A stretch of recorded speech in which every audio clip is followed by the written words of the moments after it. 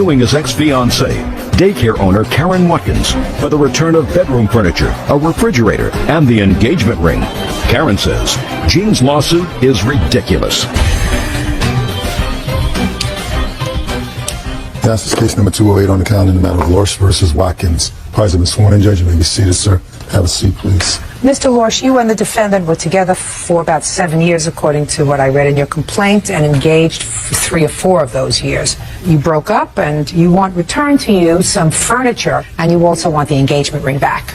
Ms. Watkins says the furniture's been in her house for years, never asked for it back. As a matter of fact, you don't even want the furniture back. You want the value of the furniture because you've already replaced it. And as far as the engagement ring is concerned, she said she hasn't seen it for years, so either you took it back or it was lost. And you lived together for 2 years after it was lost. Is that right? Yes. Okay. When did the two of you live together? During which period of time? I'd say from 99 to 2003. And when you left, did you take anything with you? No, Your Honor, I did not. Your Honor, that's not true. What did he take with him? He took his couch. He took the bedroom set that was in my bedroom. Did you take the couch? When you moved out, sir, did you take the sofa? Your Honor, yes, I did. I mean, I do speak the language, and I assume you do too, so I don't know why you're confused. Did you take a bed? Just the bed and headboard itself, yes. Okay.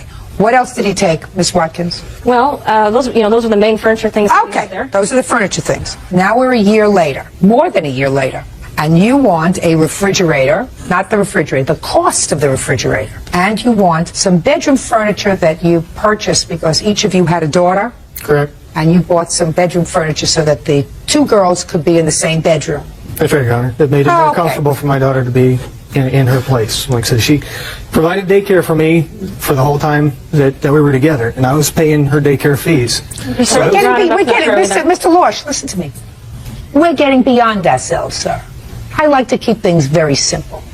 When you moved out in June of 2003, did you ask her for the refrigerator? Yes, I did, Your Honor. That's not true. Shh, just a second. Don't say anything that's not true, because I will make you look very foolish. This was something. Just a second. Don't say anything that's not true, or I will make you look very foolish. And you don't want that. So, I'm going to start all over again. Did you ask her for the refrigerator in June of 2003? Yes, Your Honor, I did. Okay. And did you ask her for the children's furniture in June of 2003? At that point in time, no, Your Honor, I did not. But you did ask her for the refrigerator? Yes, I did. And what did she say? She thought that I owed it to her. And what did you say? I said, I think, your new boyfriend can get you a new refrigerator. Okay. And what did she say? She said, I think that rightfully belongs to me now. Okay. And that's the way it was left? Yes. You did not sue her for that, right? Not at that point in time, no, I did not. Over a year ago. Nor did you sue her for the children's furniture, correct? I did ask her for the stuff on occasion. Listen to my words very carefully. You did not sue her for those items in June of 2003. It was a continuing discussion over the year. When was it a continuing discussion, Mr. Lorsch? Was it a continuing discussion each time you would take your daughter there for her to provide daycare? More like on a monthly basis. And you had this conversation with her on a monthly basis while she was taking care of your child. Is that what you're telling me? That's correct. Okay. Now, when your daughter was not with Miss Watkins, was she back in your home with you or your former wife? My former wife, yes. Did she ever come to stay in your home? Yes. For a day or 2 days or 3 days? 3 or 4 days usually. No. Oh, shh. And when she came to your home, did you feed her? In the evenings, yes. And when you fed her, did you use a refrigerator? Yes, I did. Where'd you get it from? I had to purchase a new one to replace the old. When did you purchase the new one? I have that in here. Well, why don't you tell me about it? May 7th of this year. So is what you're telling me, Mr. Lorsch, between June of 2003 and May of 2004, you lived without a refrigerator? No, I had a portable unit. So you had a refrigerator. A small one, yes. Good for you. Now, when did you purchase new bedroom furniture for your daughter to sleep in? Actually, I do not have it yet. You don't? So where was your daughter sleeping? She wasn't sleeping with you. She is either sleeping on the couch or she'll sleep in a sleeping bag in her room. In a sleeping bag in her room. This is on call. They're supposed to call me when it's delivered. Is what you're telling me the way that you provided for your daughter when she was with you is to have her sleep on the floor? Is that what you're telling me? No, Your Honor. At the time, I had a day bed. There we go. That's better. In what year did you purchase the bedroom furniture that was in Miss Watkins' home? That was November 30th of 02, like 6 months before she decided she didn't want to be with me anymore. It's awfully convenient. No, there were a lot of nights, sir, between November of 02 and June of 03. Yeah. It's only 6 months, Your Honor. That's a lot of nights. Now, where's the engagement ring? It's gone. I took it off because I wasn't ready to be married. I took it off. The next day where I put it, I went to get it. It was gone. When was this? I think he took it. When? Oh, gosh. Approximately two years ago, maybe possibly 3. Did you discuss the fact with Mr. Lorsch that you didn't have the ring? Yeah, I went to get it, and I said, I took the ring off, and it was gone. I still think he took it because he's so controlling, and he probably took it until the time that he, because we were still dating, and so he probably... Listen, when you live together, and you share a room, and you share a life, and you have children over, that's not dating. Dating is what you do when somebody comes to your house, picks you up on a Friday night, takes you to dinner and to a movie, and then brings you home. That's dating. Judge Judy continues in a moment. Lorsch says ex-fiancée Karen Watkins owes for the return of a bedroom set, a refrigerator, and an engagement ring. And Mr. Lorsch, while you were living together, do you recall a time that she no longer had the engagement ring? When she said that she, didn't want to date No, look anymore. at me. Don't look down at your papers. My question to you is... I asked her at that time. Just a second. Mr. Lorsch, do you see how foolish I made you look 5 minutes ago? If you don't see it, everybody else has seen it. Now, I'm going to ask you again. I'm going to give you another chance, sir. Did there come a time while you were living together with Miss Watkins that she was no longer wearing the engagement ring? At the point she called it off, yes. Good. I asked her about it then, and she said she stopped wearing it 2 months prior, which was Okay. just last year. So there Not was 2 a years time, ago. listen to me. So there was a time while you were living together that she was not wearing the engagement ring. Is that right? According to her, yes. No, according to you. I said there was a time while you were living together that she was not wearing the engagement ring. That seems apparent, yes. It was apparent. Now, when you saw that she was not wearing the engagement ring, did you continue to share a room with her? No, Your Honor. Yeah, I want to listen. You're trying to think of how to answer these questions so that this decision will go in your favor. And I'm telling you only one thing, sir. I'm a master at ferreting out the truth. So as smart as you think you are, you're not smarter than I am. We understand each other, Mr. Lorsch? Yes, Your My Honor. question to you is a simple one, sir.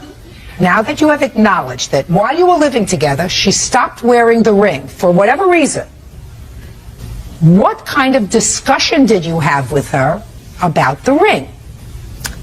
If she was calling the engagement, I asked her if I could have it back. She says, I have misplaced it, and when I find it, I will return it to you. After she said she misplaced it, did you ever see it again? No, Your Honor, I did not. Now, after you broke up in June of 2003, it had been, let us say, months that she hadn't worn the ring. Did you say to her, did you find the ring? Yes. And what did she say to you? Haven't had a chance to look for it yet. That's not entirely true. He never asked for the ring. Is what he would do is threaten me and point at me and say, if you don't find that ring, I'm going to take you to court and I'm going to ruin you in court. That's what he used to always do to me, is point at me and corner me and threaten me, So he asked you for the ring, he demanded the ring back. That's Now, what- we're not talking about the Hope Diamond here. We're talking about a ring that, according to you, Mr. Lorsch, you spent $700 on. Is that right? That's correct. Get over it. Mr. Lorsch, if you lie about one thing, I doubt the veracity of everything that you say. Do we Your Honor, understand she each other? lies in Do we court, too. understand? Do we understand each other? It's not her burden, sir. It's your burden. So when you come to court, it's your burden of proof to go forward and convince me that you have just cause. And what you've said in your complaint is, I don't want the refrigerator back, and I don't want the bedroom furniture back. I wanted to pay me the replacement value of it, because I went out and I bought a new refrigerator a year later, and I went out and bought new furniture that I haven't gotten yet. Get away. Your Honor. Mr. Lorsch, you're out of here. Goodbye. Case is dismissed. Parties are excused. They step out. come by the daycare and tell me wanted, and he cornered me. He held me captive in his house. We've been friends ever since we broke up. As long as I'm around, he'll always be last place. I believe that finally I can get him out of my life, and he can move on, and it'll be good. I have a feeling that was still continuing. And now the next case. All parties in the matter of Sisson versus Chapman. Step forward, please. Assembly worker Linda Sisson is suing her son's ex-girlfriend, 21-year-old banquet server Tessa Chapman, for the cost to fix her Chevy Cavalier. Tessa says the only reason she drove the vehicle was because Linda's son was drunk. Miss Sisson, the defendant is your son's former girlfriend. Yes. And according to your complaint, she drove your car and had an accident. Yes. You want her to pay for the damage. Yes. When did the accident take place? April 3rd, 2004 at 1 a.m. You weren't there, is that right? We were sleeping. So you didn't see what happened? No, I did not. Okay, Miss Chapman, and you say you're not responsible. Let me hear about it. George Anderson and I were hanging out at his mother, Linda Sisson's house. George Anderson is your son? Yes. A few hours later, George had asked me to drive to the store with him. While we were driving to the store, I realized he was intoxicated. Shh, listen to me. I don't want you to say anything. You weren't there. I've asked her a question. Got it? Yes, Your Honor. So you and the plaintiff's son were hanging around at her home. Right. When had you arrived there? Probably at like 10 o'clock around. 10 in the morning or 10 at night? 10 at night. And where had you been before that? My house. So you drove over to his house? No, he came and picked me up. In whose car? His mother's car. When he came to pick you up and you got into the car, was he intoxicated? No. How long did it take you to get back to his house? About 10 minutes. And you went directly to his house? Yes. And what time did you go to the store? Like 12:30. Between 10 p.m. or 10:10 p.m. when you arrived back at George's house and 12:30 in the morning, what were you doing? We were watching TV and we had a couple beers each. Where did you get the beers from? His house. So each of you had a couple of beers. Is that right? Yes. And then about 12:30, who decided to go to the store? George. You say in your answer that the reason you were driving was because George was drunk. Yes. Not according to what you tell me now. According to what you tell me now, the two of you had a couple of beers. He must have been. I.e. what? There was another girl there named Stacy, and they were off in another room for a little while also, so they could have been drinking without They me knowing. could have been, and I could have been 5'6", but I'm not. So when he asked you to go to the store, and you said yes, you knew that you had been drinking, Yeah. and you knew that he had been drinking. Yep. At what point did you drive? On the way home. Back to her house. Miss Essman, I don't want you to say no unless you were there. Do you understand? Yes, ma'am. And you weren't. Right? Yes, ma'am. Now tell me about the accident. We were driving back. The ride was fine on the way back, and we got back to the house, and I went to pull into the driveway. And in their driveway, there's a little metal pipe that sticks up, and you can't really run it over, so I was backing out to straighten up the car to pull into the driveway. And the cars on the road were parked very close to the driveway, and I accidentally scraped the other car. Now what makes you think you're not responsible? Because I feel as though she's suing me because I broke up with her son. That's possible. That she decided to sue you now because you broke up with her son. There was no longer a reason for her not to pursue this remedy. My question to you is, why don't you think you're responsible? That's her motive for suing you. Because George was drunk and I wasn't drunk on the way back from the store, driving back. Well, Miss Chapman, you had certainly, according to you, been drinking that night. Yeah, but 2 beers in a course of 2 hours, 2.5 hours. And that's all you told me you saw George drink. But he was driving very recklessly on the way to the store. Then you can get out of the car, right? Mm-hmm. Who is this? That's my mother. Do you live at home with your mother? No, I live at my own house. Do you get along with your mother? Yes, but she Does lives... she live in the same town that Nope. you do?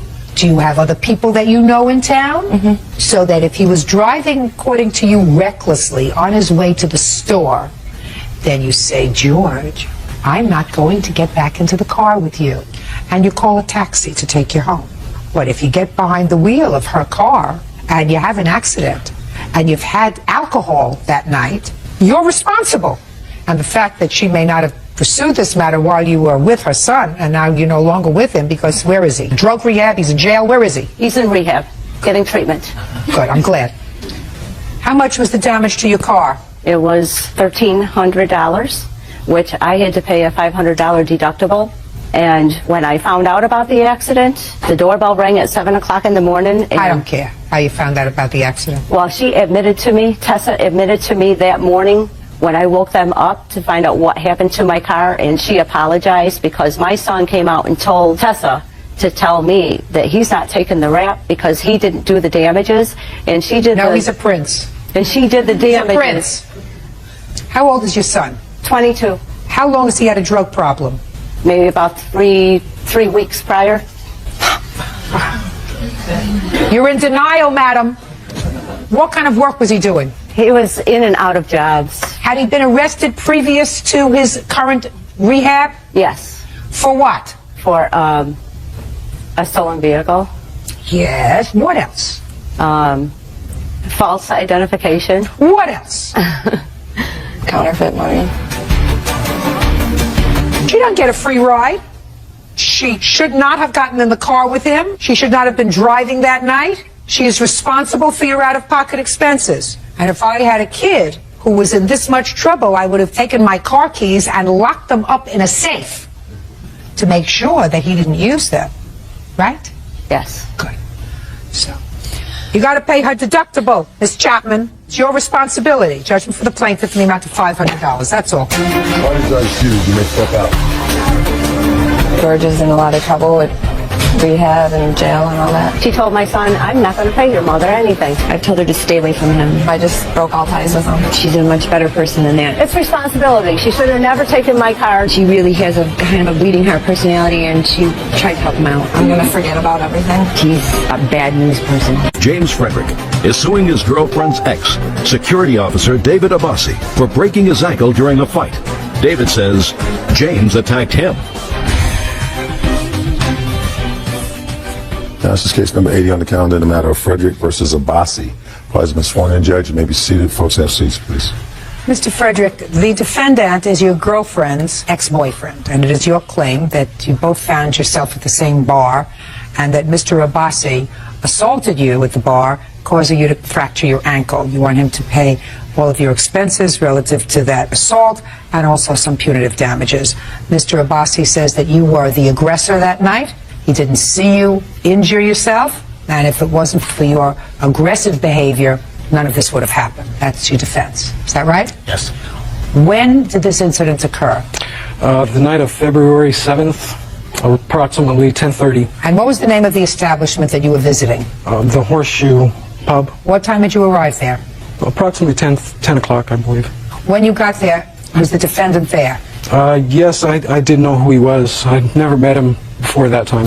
Had you been to this bar before? Yes, not very much. I don't go out to bars very often. What prompted you to go there this evening?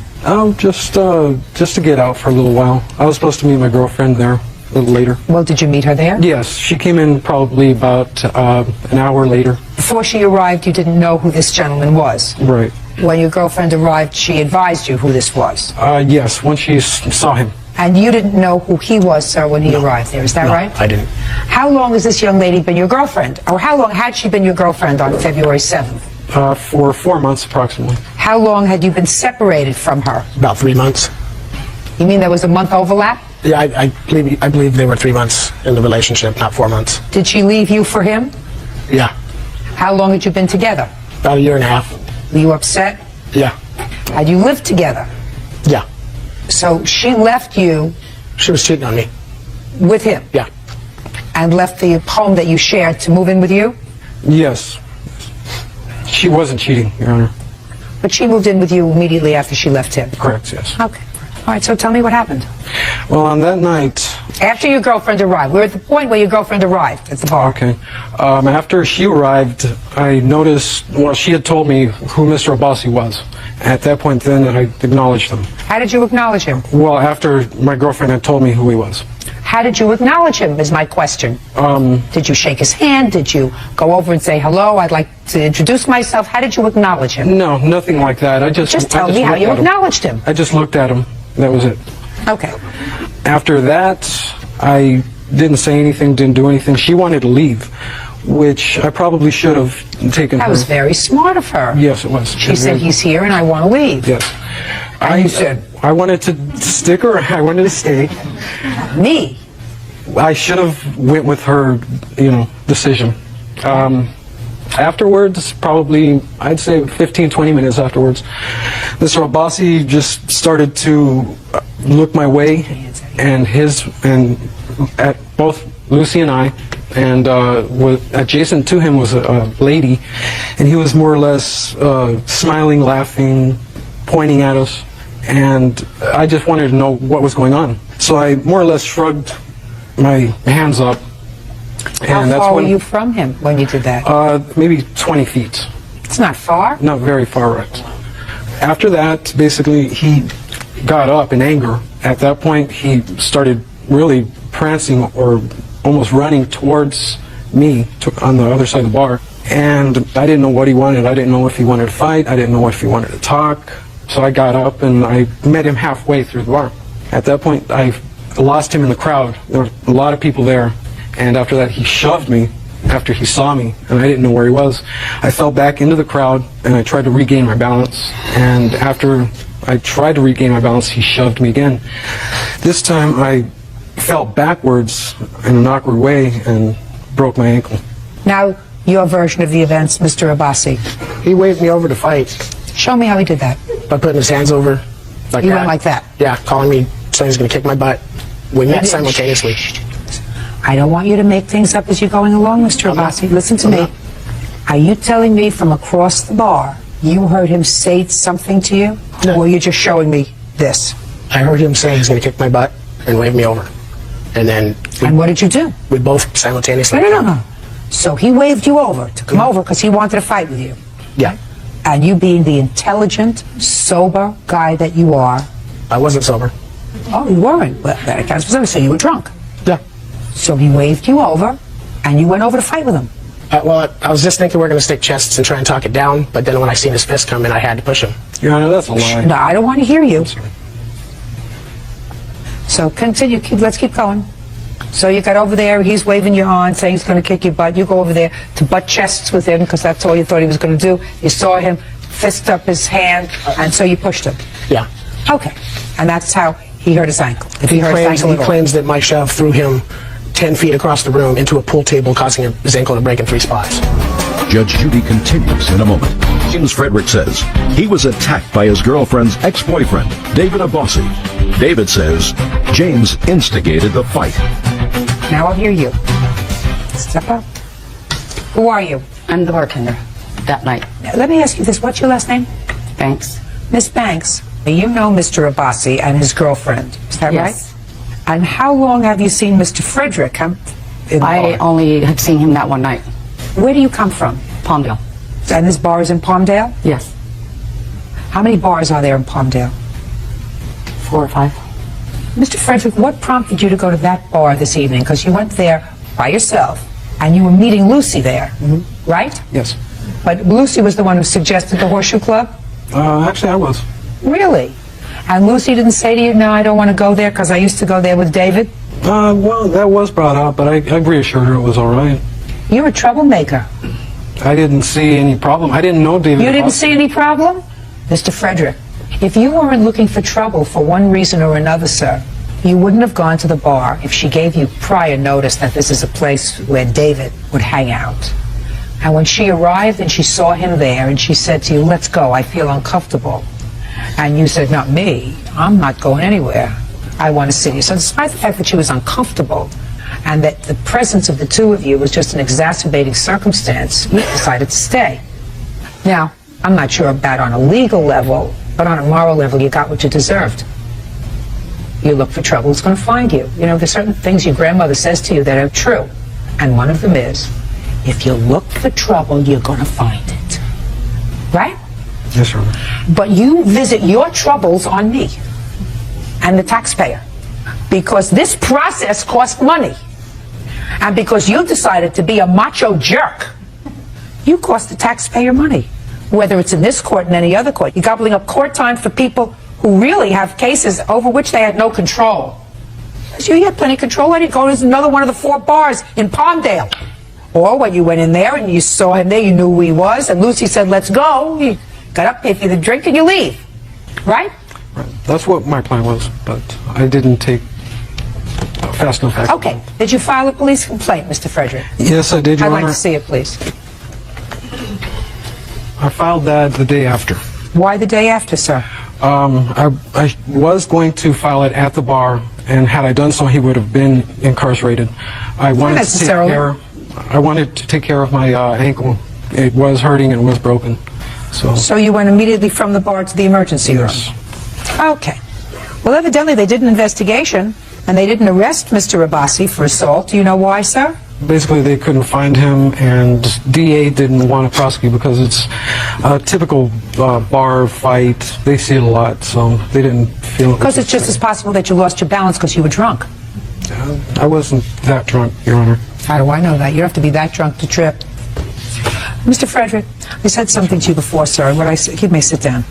What I said to you before is if you look for trouble, you're going to find it. Now, I don't necessarily think that it was Mr. Abbasi's intention to get into a confrontation with you that evening, but it is clear to me that it was your intention to get into a confrontation with him. I say that for the following reasons. I am now summing up. Your girlfriend told you that she was going to meet you that evening. You discussed going to the Horseshoe Bar. She said, I don't think I want to go to the Horseshoe Bar because that's where David hangs out. You said, I don't care. I'll meet you there. It'll be ridiculous. You go there, and sure enough, when she shows up an hour later, after you've had a couple of drinks, she says to you, I don't want to stay because David's at the other side of the bar. And you say, I don't care. Let's see what goes down if we stay here. It seemed to me, Mr. Frederick, you got the girl. You should be a happy guy. You shouldn't be looking for trouble. The girl that you're living with, the girl that you're happy with says, I'm not comfortable here. You pick yourself up and you leave. Chose not to do that. He pushed you. You fell. You broke your ankle. That's an accident. Goodbye. Man's got issues where he can't get over his ex-girlfriend. He wanted to show me he has her. I didn't think he was, a violent guy. She wants to see us fighting over each other. He was lucky he got away with this. I'm just glad justice is done. And now the next case. All parties in the matter of Ng versus Riley. Step forward, please. Eye care professional Monica Ng is suing her one-time golf partner, technical consultant Steve Riley, for medical and dental bills. Monica says she was hit in the face by Steve's golf ball. Missing, according to your complaint, you were playing golf and you were in a foursome? Yes. And Mr. Riley was in your foursome? Yes. And you got hit with a golf ball that he sliced. You want him to pay for all of your medical bills, you had dental problems, etc., etc. And Mr. Riley says, sometimes happens when you play golf. Not every shot's a perfect shot. It's part of the risk you assume when you play the game. That's your defense. Yes, ma'am. When did this happen, Miss A? On January 31st at the Lakewood Country Club. And how long have you been playing golf with Mr. Riley? I've never played with him before. So you were teamed up that day? By the starter at the country club. What hole were you playing when this incident happened? The 9th hole. And who teed off first? The guys teed off first, and then I teed off last because I tee off from the ladies' tees. After you teed off, everyone left the tee, is that right? Yes, we all walked to our balls. And was your ball in front of Mr. Riley's ball? It was horizontal, diagonal to his ball. And he shot first? Yes. And you were watching him? Yes, I was watching the whole time. Why didn't you stand behind where he was? For slow play, any reasonable experienced golfer would walk to their ball so that you don't delay play, because slow play is the #1 problem with golfing. No, the #1 problem with golfing is getting hit with a golf ball. So when I was reading your complaint, and I've been out on a golf course, although I am not a proficient golfer, since I don't know who I'm playing with, as you didn't know who you were playing with, and you're not sure of their skill, I wouldn't get into a position where you were anywhere in harm's way. I would stand well behind that person. I felt I was not standing in a location where I was in harm's way. What, you were? Right? Because you didn't play golf with him before. You didn't know whether he was a good player or a bad player, whether he sliced, whether he was straight, whatever. But you don't think that you have any responsibility to worry about yourself? Yes, I have the responsibility to worry about myself, but I was standing in a location next to my ball. I was watching him the whole time. You think he aimed at you? No, he did not aim at me. It was an accident, but still, he's liable for any damages or injury caused by his actions, as stated in the golf course rules at the Lakewood Country Club. Well, I'll take a look at the rules of the Lakewood Country Club and see what they say. Safety practices. Let me see what the safety practices are. Yeah, well, this says that any person entering or playing on the golf course assumes full responsibility for his or her personal safety. That's you. And property. Players are liable for any accident, injury, and or property damage caused by their actions. Well, you're saying that his actions caused you to be injured. Correct. I'm saying your actions caused you to be injured. Miss Hang, my dear, when you play golf, there's a golf ball. That golf ball doesn't always go where it's supposed to go. Have you watched professionals play golf? Yes. Have you seen professionals sometimes slice their ball and it goes into a gallery? Yes. You think that they're liable if their ball hits somebody? They're not. Players not liable. That's what the game is about. Somebody hits a very hard ball. Sometimes it goes where it's supposed to go. Sometimes it doesn't go where it's supposed to go. If it always went where it was supposed to go, nobody would watch the game. We have a verbal agreement after the injury. He was very apologetic for hitting me. Yes. And he gave me a cellular number so I can contact him so that I can get his home address and mail him the medical expenses. Did you say that you would cover the medical expenses, Mr. Riley? What I said was that if she wanted to go to the emergency room right then, I would help her with expenses. I did not say I would cover a week off of work. I did not say Absolutely not. Right. You're not responsible for a week Right. off from work. You're not responsible for her pain and suffering. You're not responsible for any of that. Right. So did you give him the medical bill from the emergency room? I had not received it yet when I wrote him that certified letter. Fine. What was your bill from the emergency room?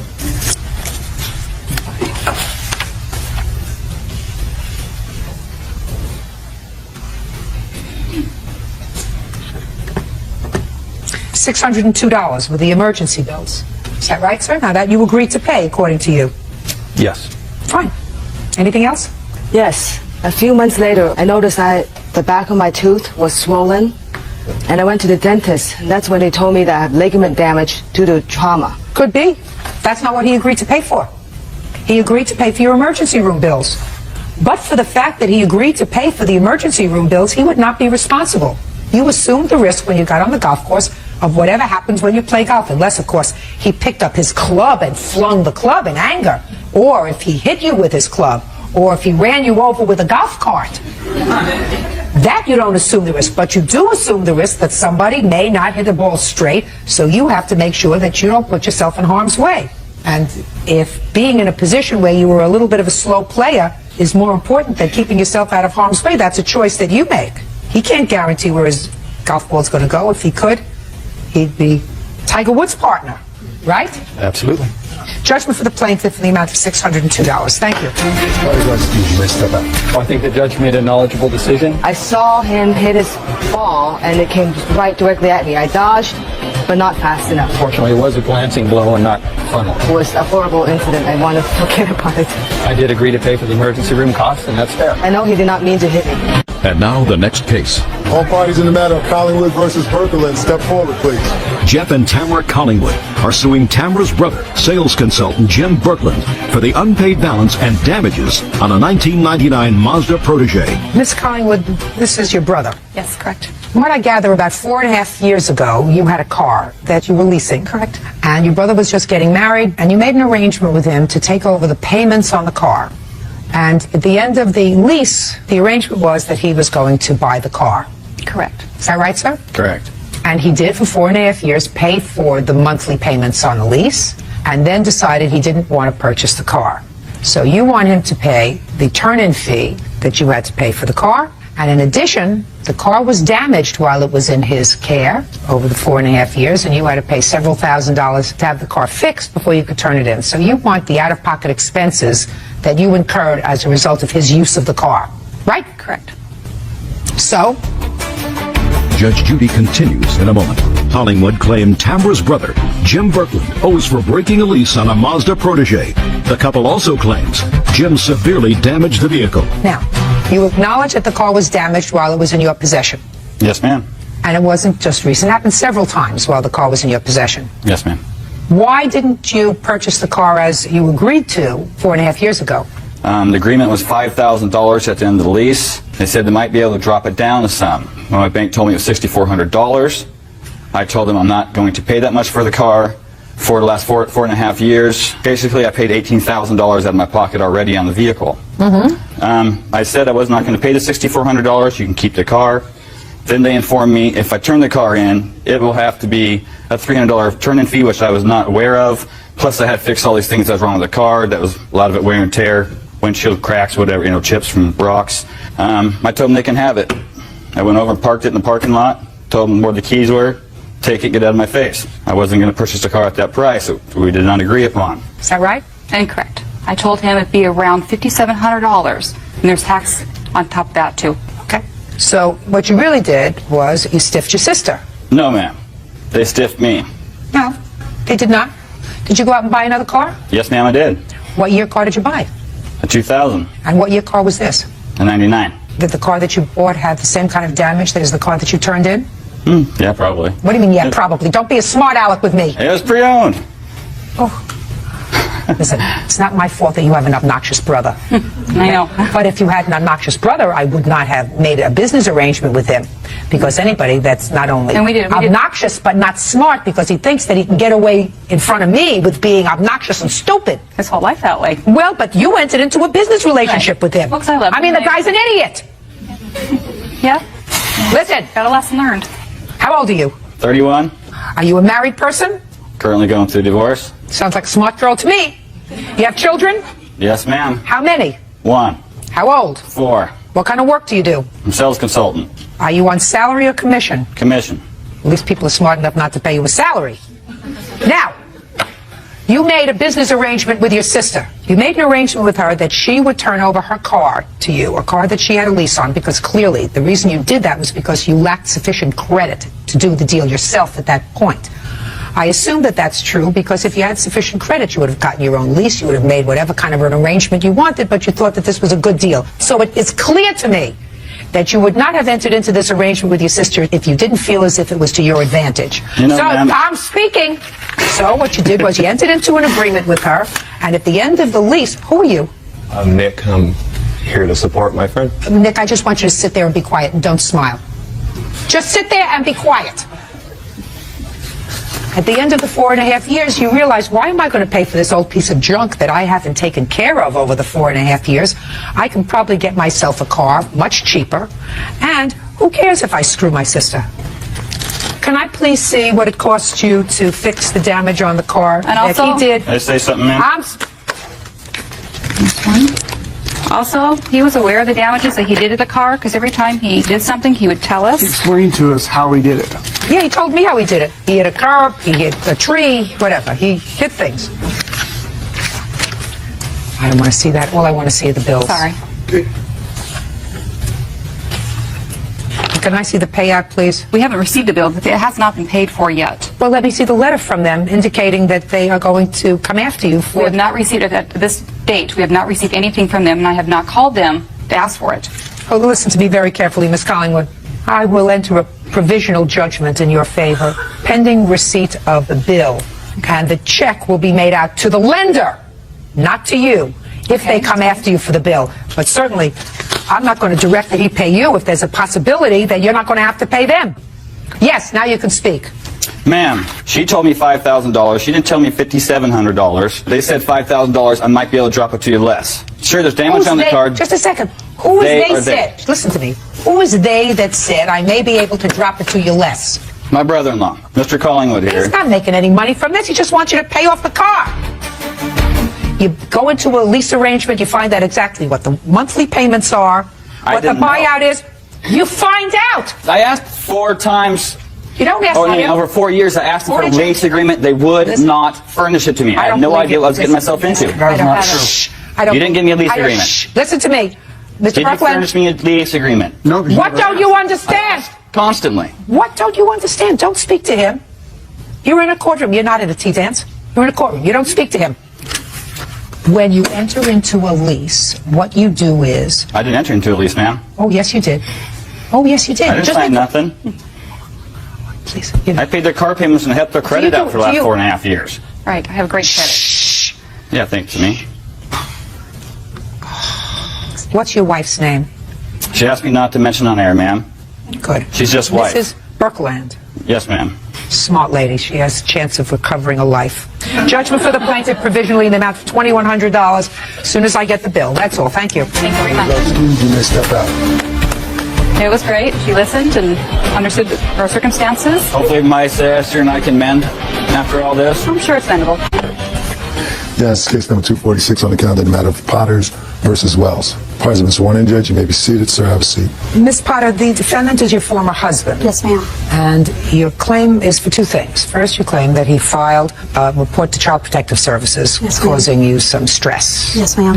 The second has to do with an income tax bill that emanated from the time that you and the defendant were married, that you're paying. Yes, ma'am.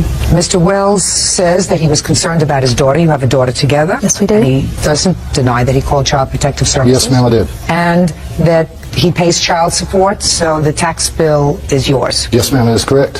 So let's deal with those two things. Ms. Potter, when were you married and when were you divorced? We were married in May of 1996, separated in December of 99, legally divorced January of 2001. And when was your daughter born? She was born August 19th, 1997. And you have visitation with your daughter? Yes, ma'am, on the weekends. And you pay child support? Yes, I do, diligently. Now, Mr. Wells, when did you call in a report to Child Protective Services and why, sir? It was about a month ago. I noticed a change in my child's demeanor, calling me during the night, crying, saying that she did not want to be there anymore, that it was a bad place to live, they were being mean to her, which I've heard before. Taking that she's 7, probably some discipline going on over there, so you try to take that in, to occurrence. But after a week of this, and even in the mornings, I heard her and her mother arguing, and the child terribly upset before she went to school. So then that following weekend, she tells me that this gentleman over here had beat her with a belt. That, who is this? This is my boyfriend. All right. Which really concerned me. Did flip on that one, that he had took some pictures of her in her room. So I called Child Services and I spoke with the lady, and it caused them any grief in the time they've been together, haven't interfered in their lives. And so after explaining this to the Child Services, they felt like that I should file a complaint with them. And that, needless to say, leaving the child alone at the bus stop, getting off at the bus, wandering around the neighborhood for a half an hour unsupervised, sitting on the front porch waiting in the afternoon for 15 to 20 minutes at a time without no supervision. All of these concerns came out in that. Okay, but primarily you called because of the photographs that your daughter told you were taken Absolutely. of her, and the fact that she said that this gentleman disciplined her with a belt. Yes, ma'am, absolutely. Okay. What's your name? It's Rob Brialt, ma'am. Last name? Brialt, How long have you and Miss Potter been together, Mr. Brialt? about a year and a half now.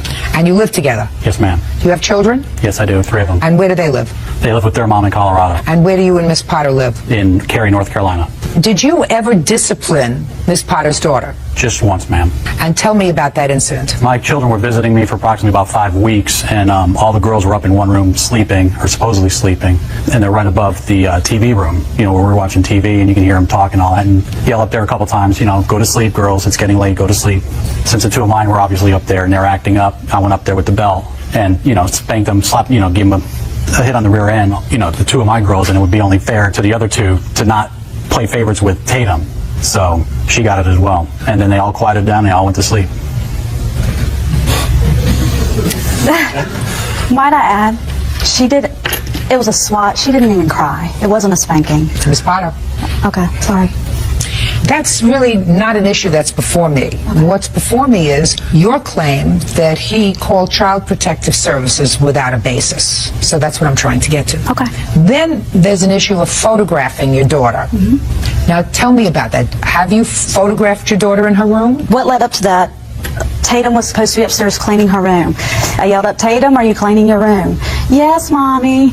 So Rob's like, well, we'll see. He took this phone, a camera phone, most of them have it. He peeked around the stairs, snapped her sitting on the floor playing when she's supposed to be cleaning her room, came downstairs, downloaded on the computer, showed me, Tatum, come down here right now. She came down, and I remember, Mommy always says she has eyes in the back of her head. I can see everything you're doing. What's this? She looks at it. I'm like, you weren't cleaning your room. She's like I'm busted. Nothing terribly wrong with taking a picture and saying, listen, a picture, this speaks 1,000 words, you weren't cleaning your room. But as it's relayed to her father, that doesn't sound good. Do you understand? You're absolutely right. Tatum came home one weekend from his house, said, Dad's going to call Child Services or something on you. I'm like, what? And she's all, yeah. And she told me why. So I get on the phone. I'm like, what are you going to do? Tatum's telling me you're going to do this. And he's like, yeah, I have a concern, my daughter. I'm like, that's a very good concern. This is what happened. Miss Potter, let me dispose of the first part of your claim. And I want you also Yes, ma'am. to listen carefully, Mr. Wells. Is this your only child? Yes, ma'am, it is. Or I beg your pardon, I do have an older son in California. How old? 13 years old. Little girls sometimes are manipulative. Absolutely. And let me dispose of Mr. Brialt first so that he can sit down. never discipline her child with an implement. Shouldn't discipline her child anything other than with words anyway. But you have no right to discipline her child with a belt. Period. End of discussion. You're not even her stepfather. You have no relationship to this child at all. And the fact that you wanted to be fair because you were disciplining your children, and so you wanted to be fair and your children shouldn't be angry with you, so you disciplined her child, that's ridiculous. Because there are other ways of telling the 3 little girls who were upstairs playing to be quiet because they were interfering with your television time, other than taking a belt and going upstairs and hitting them. We understand each other? Yes, ma'am. Sit down. He hasn't assumed the legal responsibility in any way to your daughter. Even when he does, I wouldn't let him discipline my daughter corporally, but certainly not as long as he's just your boyfriend. What kind of commitment is that? Judge Judy continues in a moment. Angela Potter says ex-husband Michael Wells maliciously filed false charges with Child Protective Services. Angela also says Michael owes for back taxes. So when his daughter complained to him that she was hit with a belt, that was true. And as a non-custodial parent, because he has visitation, and he's concerned that some stranger in the house is hitting my child with a belt, and the mother isn't doing anything about it, and the same stranger is taking pictures of her in her bedroom, because that's the way it's presented. Right. He has a legitimate complaint, and I do not find that he maliciously called Child Protective Services, because you've been separated since 1999. This is 5 years later. Is this the first time he's called Child Protective Services? Yes, ma'am. And he had a reason to do it. And I don't care whether you explained it to him or not. You can't explain to him satisfactorily that this man took a belt to your daughter. There's no satisfactory explanation for that. Okay. Now let's get to number 2. Let's get to the tax returns. Can I see the tax bill that you got with regard to the taxes owed? Well, here's the whole statement from 1998. It's just a retaliation suit, ma'am, is all. She threatened, as soon as Child Protection Services was contacting her, she called Mr. up. Wells. Yes, ma'am. Listen to me very carefully, my friend. Yes, ma'am. Was the first part of my judgment fair to you? Yes, ma'am. So you think I'm a fair lady? Yes, I do. I don't care whether it's in retaliation or not. If she's been paying off your debt, I'm going to find out why. Okay. Well, this says, sir, at the time when you were still married and still together, there was a deficiency in your tax returns of almost $9,000. How much of it did you pay? I haven't paid any of it. Why? Because all my tax returns goes to child support. It's mandated by the state. They take my tax returns and apply it towards state arrears and child support. Just a second.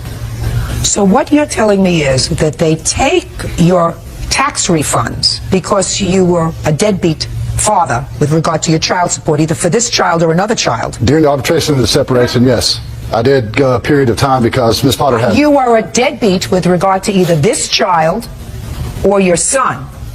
I wouldn't call it a deadbeat. Deadbeat doesn't pay child support as directed. That's a deadbeat. Well, it wasn't paid until mandated by the court, ma'am. Then it has been paid every month since then for the last 5 years. Well, arrears suggest, Mr. Wells, that the state has determined that you owed money for one child or two? For 2 children, I think. For both children. So I'm going to ask you the next question, sir. Yes, ma'am. Why didn't you start to pay her and say, listen, we have $9,000 that we owed. Clearly, half of that is mine because we were married and filed jointly. So what you're telling me is you decided that she's got to get stuck with this tax bill. Is that what you're telling me? No, ma'am. I just thought that $9,000 was strong for one tax we filed together 1 year. So? And she hasn't, applied me with any documentation, has a contact. Here, just a second. Here you go. I wanted to have the documentation. Absolutely. Take a look. $8,881. That's what it says. All right. So, since you filed those taxes, since you were living together, were you working at that time, Mr. Wells? Yes, ma'am. As a subcontractor at that point. Very good. And what were you doing? I was an executive assistant for a recruiting firm. Okay. And so far you've paid about $7,100. Yes. And there's, right, I see it. And there's still $2,030 owed. Penalties and interest, pretty much. Mr. Wells, the defense that you have to this, as I indicated before, because I've read it, your defense is, as far as our taxes, my wife filed our taxes and they are in her name. That's what you swore to. Internal Revenue Service says that you filed married filing jointly. Absolutely. So that is incorrect. Yes, ma'am, it was. You But that was the first time I'd seen that piece of paper right there. Good. Well, I'm glad that you saw the piece of paper, Mr. Yes, ma'am. Wells, because you owe her $4,500. That's half the tax bill and penalties. Judgment for the plaintiff. That's all. Thank you. Oh, you're excused. You may step out. Laura tries to get every little bit of money out of me she can. She always has. All he had to do was pay off the tax. He didn't want to do that, so look what it cost him in the end. As far as me and Miss Potter, we will not have any kind of relationship whatsoever. You just can't reason with him. As long as the well-being of my daughter's taken care of. I do the best I can as a single mom. And now the next case. All parties in the matter of Alarid versus Ayala. Step forward, please. Small business owner David Alarid is suing teacher Sandra Ayala for the cost of a chicken suit he sold to her via eBay.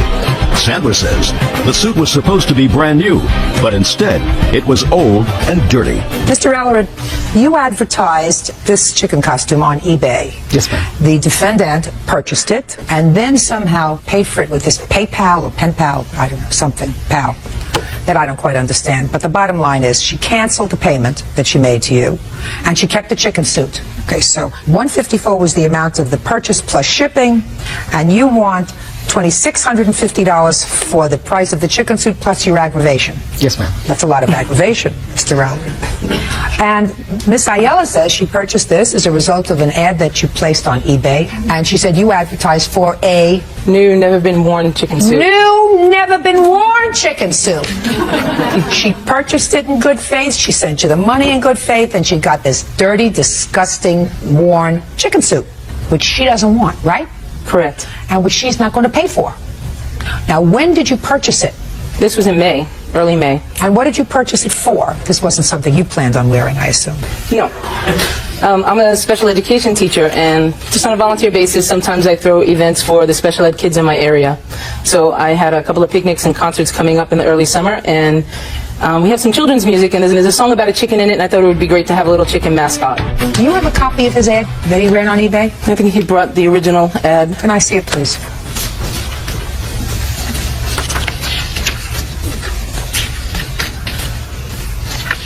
Okay, here we go. New, never worn, deluxe adult chicken mascot costume. And is this the way it came? This is the way it came. Can I see it, please? Roger. Come on, have a little bit of a sense of humor, babe. And bring the feet with the shoe prints. Name is Bird. I take it kind of personal. We've known each other a long time. Listen, this has been worn, Mr. Alarid. Yes, ma'am. So, how come you sold something that had been worn to her as brand new, never worn? Well, when it was shipped, it was brand new, never worn. That was sold 5 months ago. Okay, let me see.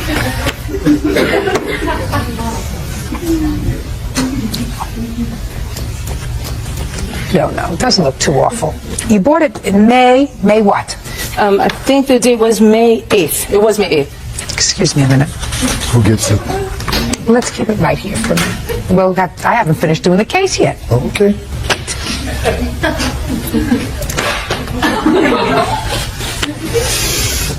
May 8th. And when did you receive it? Just about a week after that. When did you notify them that you didn't want to pay for it? Well, that's not. I did pay for it. I paid for it right away. PayPal is You paid for it right away. Paid for it on May 8th. Exactly. Okay. Then you got it about a week later, say May 15th. Mm-hmm. And you realized that it was worn. It was worn. So what did you do? I contacted eBay by email. That's the only way. And I contacted PayPal. And I said, what do you do in a situation like this? Okay. Do you have any emails to support that? I do have emails. I have emails between he and I, but the No. PayPal. I want to see this is the record of PayPal. Let me see. Is this the first time you had bought something on eBay? Yeah, it was my first time bidding on something on eBay, and so since I wasn't sure how to go about it, I had to call PayPal and said, what do you do when you receive a fraudulent item, when something comes worn and dirty and you didn't pay for that? And they said, oh, this man has actually refunded your money. I said, why? And they said, well, we can't be sure why, but you'll be getting the money in a day back to your account. And then he sent the email that said, PayPal accidentally sent you that money. You have to send it back to me. So I contacted PayPal again, and they say, we don't do refunds at all. It's seller initiated, and there are no accidents. Now, when did you correspond with Mr. Alarid about the suit? The day that the money came back into my account. Was that also in May? Yes. So practically immediately? Exactly. Is all that correct, Mr. Alarid? No, ma'am. Okay. When did she contact you and let you know about the condition of the suit? June the 14th, after I sent several emails, finally out of desperation, eBay and PayPal advised me to file a complaint with the FBI Internet Fraud Division. At which point I sent an email saying, look, I'm filing a complaint with FBI Internet Fraud Division. That was on June 14th? Yes, ma'am. How many of these chicken suits have you sold, Mr. Alarid? On eBay or altogether? Altogether. Probably about 50. 50? Yes, ma'am. How many on eBay? Probably about a dozen. Where do you get them from? Out of New York. How much do you pay for them? I pay $49.99, I believe it is. So you pay $50 yes, for them? ma'am. She doesn't like her suit, so you either want the money or the suit back. Well, it goes a little bit beyond that at this point. She wants to give it back to you. I asked for it back several times. Yes? And her emails, which I have right here, I have a copy for you. Yes, I'd like to see them. Okay. Here's the emails right here.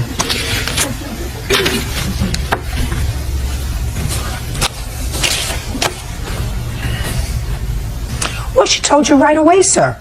She said, I don't know what clerk you checked with about the condition of the suit, but that suit arrived in an old bag, in an old box, and the suit was full of leaves and debris, and the rubber parts were stained with marks on the beak, head, and shoe prints on the feet. They're still there. She told you that right away. That was June the 14th. So, she wants to give you the suit back. I asked for it back. Now you got it. Listen to me, Mr. Alarid. Are you in business? Yes, ma'am. Have you ever had complaints filed with regard to these chicken suits before? Never. So you paid for 50 chicken suits, which you paid $50 each for, equals $2,500. That's what you paid for the chicken suits. You sold 49 chicken suits times 124 Yes, ma'am. equals $6,776. That's a fair profit. You made almost $4,000, and you've never had a complaint. Correct. Consider this the cost of doing business. Oh, it's not a problem. Perfect. Give him his chicken suit. Okay. Perfect. Now you have your chicken suit and your profit of almost $4,000. I would walk away a happy man, Mr. Alarid. Thank you very much. This case is over. These are excused. You may step out. He claimed that he never had any problems before. Has zero complaints on the chicken costume as Judge asked. He filed FBI charges on a lot of people. It becomes internet fraud when somebody takes your product, takes your money, and refuses to refund it. He told me the FBI was coming to my house, so I kept a lookout for that, but that didn't happen. No problem whatsoever. I don't think I'm going to look for his name on eBay anymore. Nurse Veronica Treitner is suing her daughter, 19-year-old waitress Jessica Unterberger, for her share of an insurance settlement.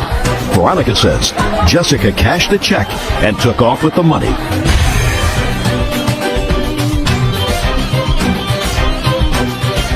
Yeah, this is case number 260 on the calendar in the matter of Treitner versus Unterberger. Thank you. You're welcome, Judge. Parties have been sworn in. You may be seated.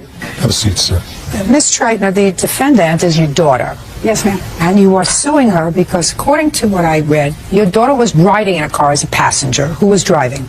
I was driving. And there was an accident. Yes. And your daughter was injured. Yes. She was under 18 at the time. Yes. And you decided, rather than going to trial, because I assume the other person was responsible, Yes. you settled her claim. That's correct. For a little over $4,000. Yes. She wasn't living with you at the time because your daughter has been in foster care for a good part of her adolescence. That's correct. And you sent her the check because there was a two-party check, and you instructed her to sign the back of the check, send it back to you, and you would give her some of the money. That's correct. And she kept the check and cashed it. Yes. And spent the money. Yes. So you want half the money back for her medical bills. That's correct. Okay. How old are you? I'm 19. When did you go into foster care? I went into foster care the 24th of May in 2002 is the official date. Who did you live with before that time? My mother. Had you been in foster care at any time from the age of 12 to 16? I went to foster care when I was 14 and I turned 15 in foster care. You have siblings? Yes. How old are they? My brother's 14. Does he live with your mother? Yes. Has he always lived with your mother? Yes. He was not in foster care? No. So I gather from what you tell me, you and your mother had a rocky relationship, which is why she put you in foster care. Correct. And you have remarried? Yes. Now, you took her out of foster care because you were going on vacation or a trip? That's not exactly true. We asked them if she could go with us. It's not so much that we took her out, but it was more like a trial to see if she could come back home and live with us. And that's when the accident occurred? Yes. Tell me about the accident. When was it? It was June 14th, 2002. We were getting onto the Pennsylvania Turnpike, and there was an 18-wheeler in front of us stopped. I stopped. The person behind me stopped. The person behind him did not. When he hit that car hit us. It bounced back and hit us again. Jessica was on the driver's side back. I was driving the car when it hit that side twice. We at first declined care because she said she was fine. By the time we got to New Jersey, she was complaining of symptoms of a whiplash. We took her into the hospital and she did have whiplash. Did the insurance company pay for the damage to your car? Yes. Whose insurance? The person that hit us. Did you sue on your behalf? No. Who else was in the car? My husband was in the car, and she was in the car, and my son was in the car. Anybody else injured besides your daughter? Not in our car. I don't know about the other. Not in your car? Right. So what medical bills did you have for your daughter? We had medical bills from the hospital in New Jersey where she was seen, and a hospital bill from a lab. I think it's in my paperwork. Well, I'd like to see it. This is the breakdown of where the money was supposed to go. It was for the radiologist. Everything else. Did you pay these bills? Yes. Let me see. I don't have the receipts. They were just paid for, I think, on my husband's credit card like 2 years ago, and we don't have the bill. Your Honor, I was in foster care, therefore Medicaid paid for the bills. I was unable to get a hold of Medicaid. I was unable to get a hold of the hospital, but I do have copies of my physical therapy that I went through. Payments, and also the highlighted section is Medicaid adjustments and Medicaid paid. Can I see it? We did not ask them to pay anything that Medicaid paid. Her physical therapy, anything that happened in the state of Ohio. I just need proof that you paid these bills. I don't have it. Well, that's unfortunate, because if she was in foster care, your daughter is absolutely right. If she was in foster care, then the state pays for any medical treatment that she had. That's true. However, regardless of whether her bills were paid or not, it says on there that she's supposed to get $2,000 only. The other $2,000 was supposed to be for her bills. I thought if they were already paid, I would not have to bring any more proof. I mean, it's to pay her bills. Let me ask you this question. Which one is it? Is it that you paid the bills, or you didn't pay the bills, but you felt as if $2,000 was supposed to be towards the bills, so you should be entitled to that? Which one was it? The bills were paid. By whom? I paid them, and my husband paid them. They're on his. All you have to do is show me. I can't. Listen to me, Miss Trentner. Even if you didn't pay and Medicaid paid, only $2,000 of that $4,000 check was to go to your daughter, and you as her parent would be entitled to the other half. No, the other money was to pay the bills. She was only entitled to... Listen, I do not believe, madam, that... Stop playing with the paper. I do not believe that you paid the bills. I'm going to tell you why I don't believe that you paid the bills. First of all, you don't have any evidence that you paid the bills, and you don't look like an unintelligent woman. And if you're coming to court and saying, and your complaint says, half the money was to pay for the bills, that is your whole case. Your whole case is the bills. No, ma'am, that was not why I wanted to see the judge. Why I wanted to come was because when I sent Jessica the check, she forged my name and took any money, period. It's the fact that she forged my name, or she had somebody forge the name on my check. Then what you're saying is, it's not because you spent your own money out of your pocket to pay for her medical bills that you should be reimbursed for. You came to court and you wanted to see the judge because your daughter had forged your name and taken all the money. Ma'am, that is correct. All right. Can I say one more thing? Yeah. I don't care at this point about the $2,000 that is in dispute, whether you say I owe it or whatever, and you can keep the $2,000. I don't care. The dispute is she forged my name on the check. And? I would like her to have to pay for something that she's done wrong at least once in her life. Ms. Triton, your daughter was under the age of 18 at the time you sent her this check, is that right? That is correct. And so she was still technically your responsibility? No, ma'am. No. She was your responsibility. You chose to abdicate that responsibility by putting her in foster care. Can I tell you why she was put in foster care? Sure. When she was about 12 or 13, she started to hit people, and she would not stop. We had her arrested at least twice for domestic violence before she was put out of my house. I told her... Is it normal for a child who's 12 years old to act out in that way? Yes, but... You think it's normal for a child of 12 years old to act out in that way? No, I don't. Okay. So what did you as a parent do while she was living with you in order to try to get to the root of the problem as to why she was acting out in that way? We sent her to counseling. I went to counseling with her. We tried to take my mom to counseling. We tried to get What my do you mean son you to go. tried to take your mom to counseling? My mom What is- lived with us, and she would not go to counseling. Well, was there a problem with your mother? There's many problems with my mother, Judge. Well, what was the problem with your mother and your daughter? What was the problem with your grandmother and you? The main thing was before we had moved in with my grandmother, because for the longest time it was just me, my brother, and my mom. And then we decided, because my mother was working all the times, and me and my brother were from babysitter to babysitter, that it was just easier for us to live with my grandmother so she could watch us. Before we moved in with my grandmother, everything was fine. We were kids. We were allowed to go hang out, play with our friends, whatever. We moved in with my grandmother, and all that stopped. My brother was still allowed to do whatever he wanted, and I was constantly on lockdown. I wasn't allowed to talk on the phone, wasn't allowed to go hang out. You were on lockdown? I was in the house 24/7. I wasn't allowed to go hang out with my friends. I wasn't allowed to go do anything school You mean your related. grandmother was strict with you? Yes. Okay. And you tried to get your mother to go to counseling? Correct. And your mother refused to go to counseling? Exactly. I assume you wanted your mother to go to counseling because you felt as if some of her behavior was not appropriate. I felt between my mother, me, and Jessica that there was an issue that we needed to get to the bottom of. Yes. Okay. And your mother refused to go? Yes. Your daughter went? Yes. You went? Yes. She's 12. Actually, she was a little bit older. She's 13. She's 14. I understand that you were a single mother and you had 2 children, but you put your daughter in a situation that you acknowledge was not the best situation for her with your mother, with somebody who refused to address any problems that there were, and you responded to that when your daughter started to act out, which I'm sure she acknowledges was inappropriate, inappropriate behavior, but she started to act out. Your response was, instead of moving out of your mother's house, you put her in foster care. That's not exactly true. My mom lived with us because she could not work.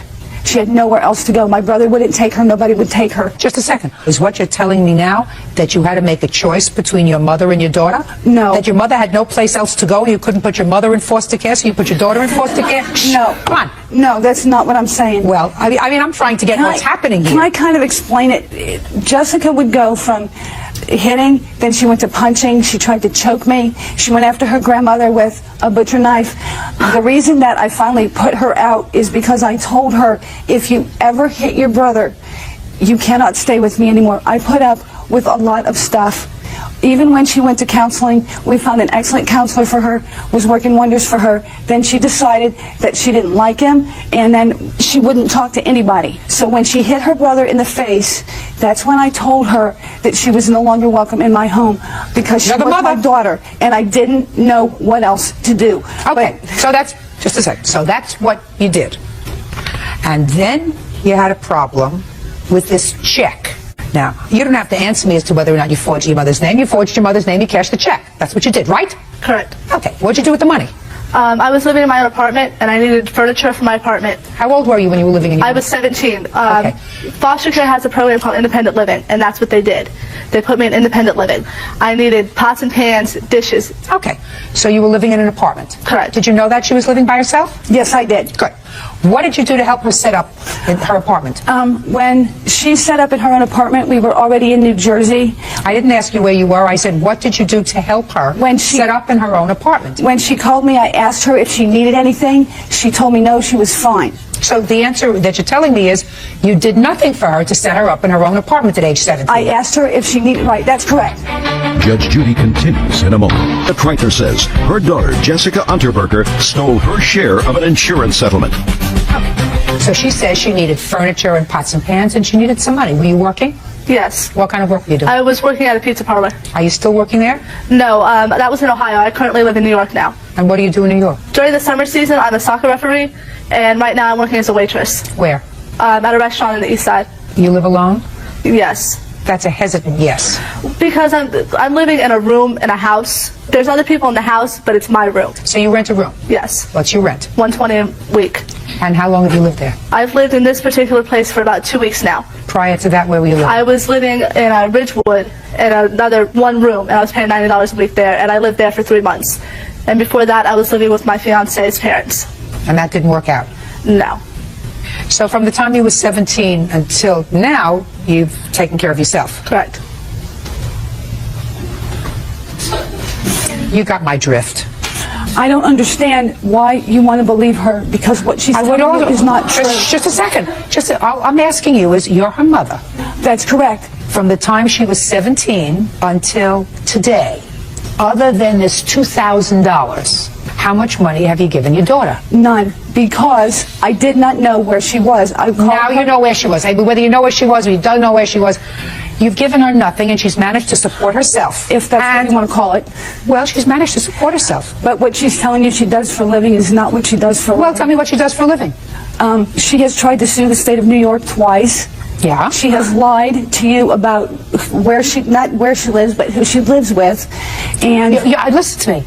I asked you a simple question. You said to me she lied about what she does for a living. And I'm asking you if she lied about what she did for a living. She did. You tell me what she does for a living.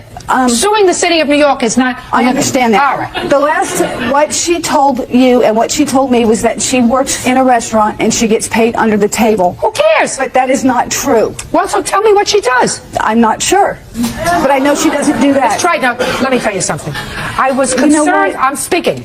I was concerned about your lawsuit from the beginning because it seems to me that you were... I'm speaking. You were in a car. You were the driver of the car. Your minor daughter was injured in an accident that, according to you, and I have no reason to doubt you, was not your fault. I have children, and if one of my children was injured in an accident, and the accident resulted in that child getting a claim, why don't you try paying attention instead of crying because you're not going to get any money? I don't care about the money. Then just listen. Then just listen. It would seem to me what I would do is I would say, gee, here's $4,000. I'm going to put this in an account for my child, for their future, either for college or to set them up in an apartment or to help them maybe with a car. But certainly, I didn't pay out any money because I had insurance that covered the medical bills. That's not true. And you didn't pay any money because I don't believe that either you or your husband paid any money, because if you did, you would have the canceled check. You would have your credit card statement showing that you paid the amount 2 years ago, because if you knew you were coming to court and that's the evidence that you required, that's the evidence that you would have. You say you're angry because she forged your name and she should be taught a lesson. Well, it was the wrong thing for her to do, to forge your name and to take the money to use to set up an apartment.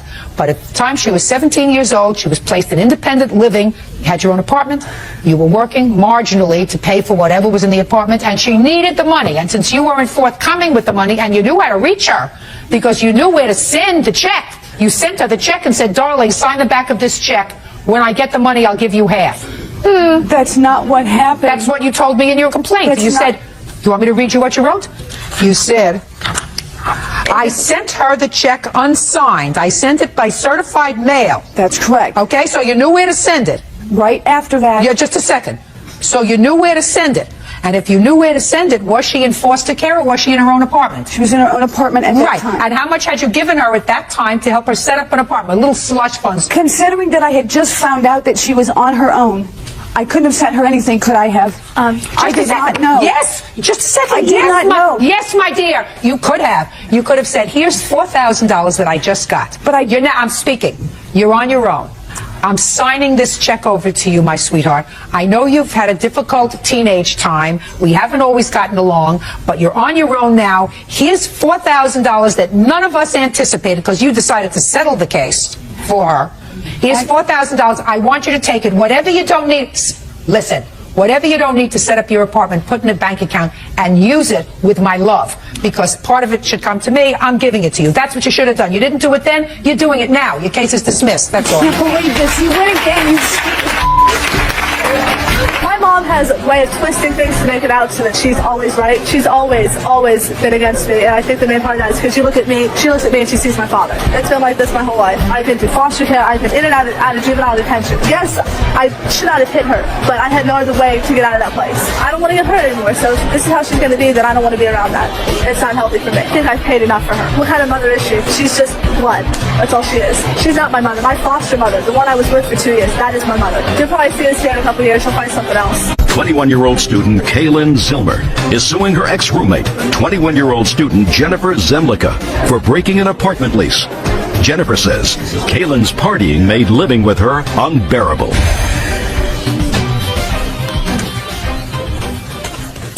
Yeah, this is case number 269 on the calendar in the matter of Zilmer versus Zemlicka. Parties have been sworn in, Judge. You may be seated. Folks, have a seat, huh? Ms. Zilmer, how long did you room with the defendant while you were in college? We have lived together for 2 years. And then, according to your complaint, you recently signed another year's lease. Right. And the defendant moved out. Prior to that second lease starting, leaving you to pay 14 months rent. Right. On your own. Yep. The year on the new lease plus 2 months on the old lease. And Ms. Zemlicka says that she absolutely moved out because you invited people to the house, you had underage drinking parties, people either stole her property and or damaged her property. It was really unsafe for her to stay there, and that you should have tried to get a new roommate for the new lease or gone to the landlord, tried to negotiate out of the lease, but she is certainly not responsible. When did you, Ms. Zemlicka, start to have problems with the plaintiff with regard to who she was bringing into the apartment? The first incident where I began to feel that things were unsafe occurred on January 25th, 2004. During that weekend, I was not present at the apartment. I had gone to my hometown, to my parents' house, and during that weekend, Kaylin Zilmer had several people over, and there was an underage drinking party that occurred. How did you know that? I know that because I was told by both the plaintiff and by a mutual acquaintance of mine. Well, you can't tell me anything about the mutual acquaintance. Did you have a discussion with Ms. Zilmer? Yes, I did. About it? Tell me about the discussion. I came back from my weekend away, and she told me that she had had 2 friends over and that they had been drinking, and that they had been drinking quite profusely. And one of well, the she didn't say that. She didn't say they've been drinking. Listen to me. Okay, Ms. she said Zemlicka, that they had been drinking. Okay, Ms. Zemlicka, don't embellish. If you embellish, I think you're lying, and if you're lying, I'm not interested in hearing you. Do you understand? Okay. Yes. All right, that was January 25th. Let's move on. Your Honor, there was another event that occurred on January 25th well, that let me hear concerned about me. Jason was there, and he drank so much that he vomited blood in the bathroom. The paramedics were called. 911 was called. Although all 3 of them were underage, no tickets were issued. January 25th, what happened? I gave no alcohol to this person who came over. Well, who was the friend. person? He brought his own alcohol. Who was the person? It's a mutual friend of ours. And he was drinking so much he got really sick. You're right, and we did call 911. Oh, fine. What's happened next? After January 25th, although the incident worried me, I figured it was a one-time event. Let's get on. Okay. Sorry. I have other things to do today. During the week of April 26, 2004 to May 2nd, 2004, Kaylin had a friend staying at the apartment for the duration of the week. And during this entire week, my room door was closed. I would come home at the end of the day. Things would be rearranged. I was accused of things I didn't do. I would get up in the morning, leave to go to my student teaching assignment, and I would come back at the end of the day, and Kaylin's guest would say to me, well, what the hell were you doing? Why were you slamming doors this morning? I wasn't slamming doors. Okay, next. Next. She had an underage drinking party on May 1st, 2004. During this underage drinking party, chairs belonging to me were broken. A fight occurred that I was told about by both Kaylin and Mindy. Okay, so you weren't happy. When did you move out? On or around June 14th, 2004. When had you signed a new lease? In the middle of March. So March you signed the new lease, and when was the term of that lease? The term of that lease was set to begin on August 15th, 2004. And you moved out in June? Correct. Why didn't you get a new roommate? Ms. Zemlicka had left a note for me the last day she moved out saying she'd be back in August. Can I see it, please?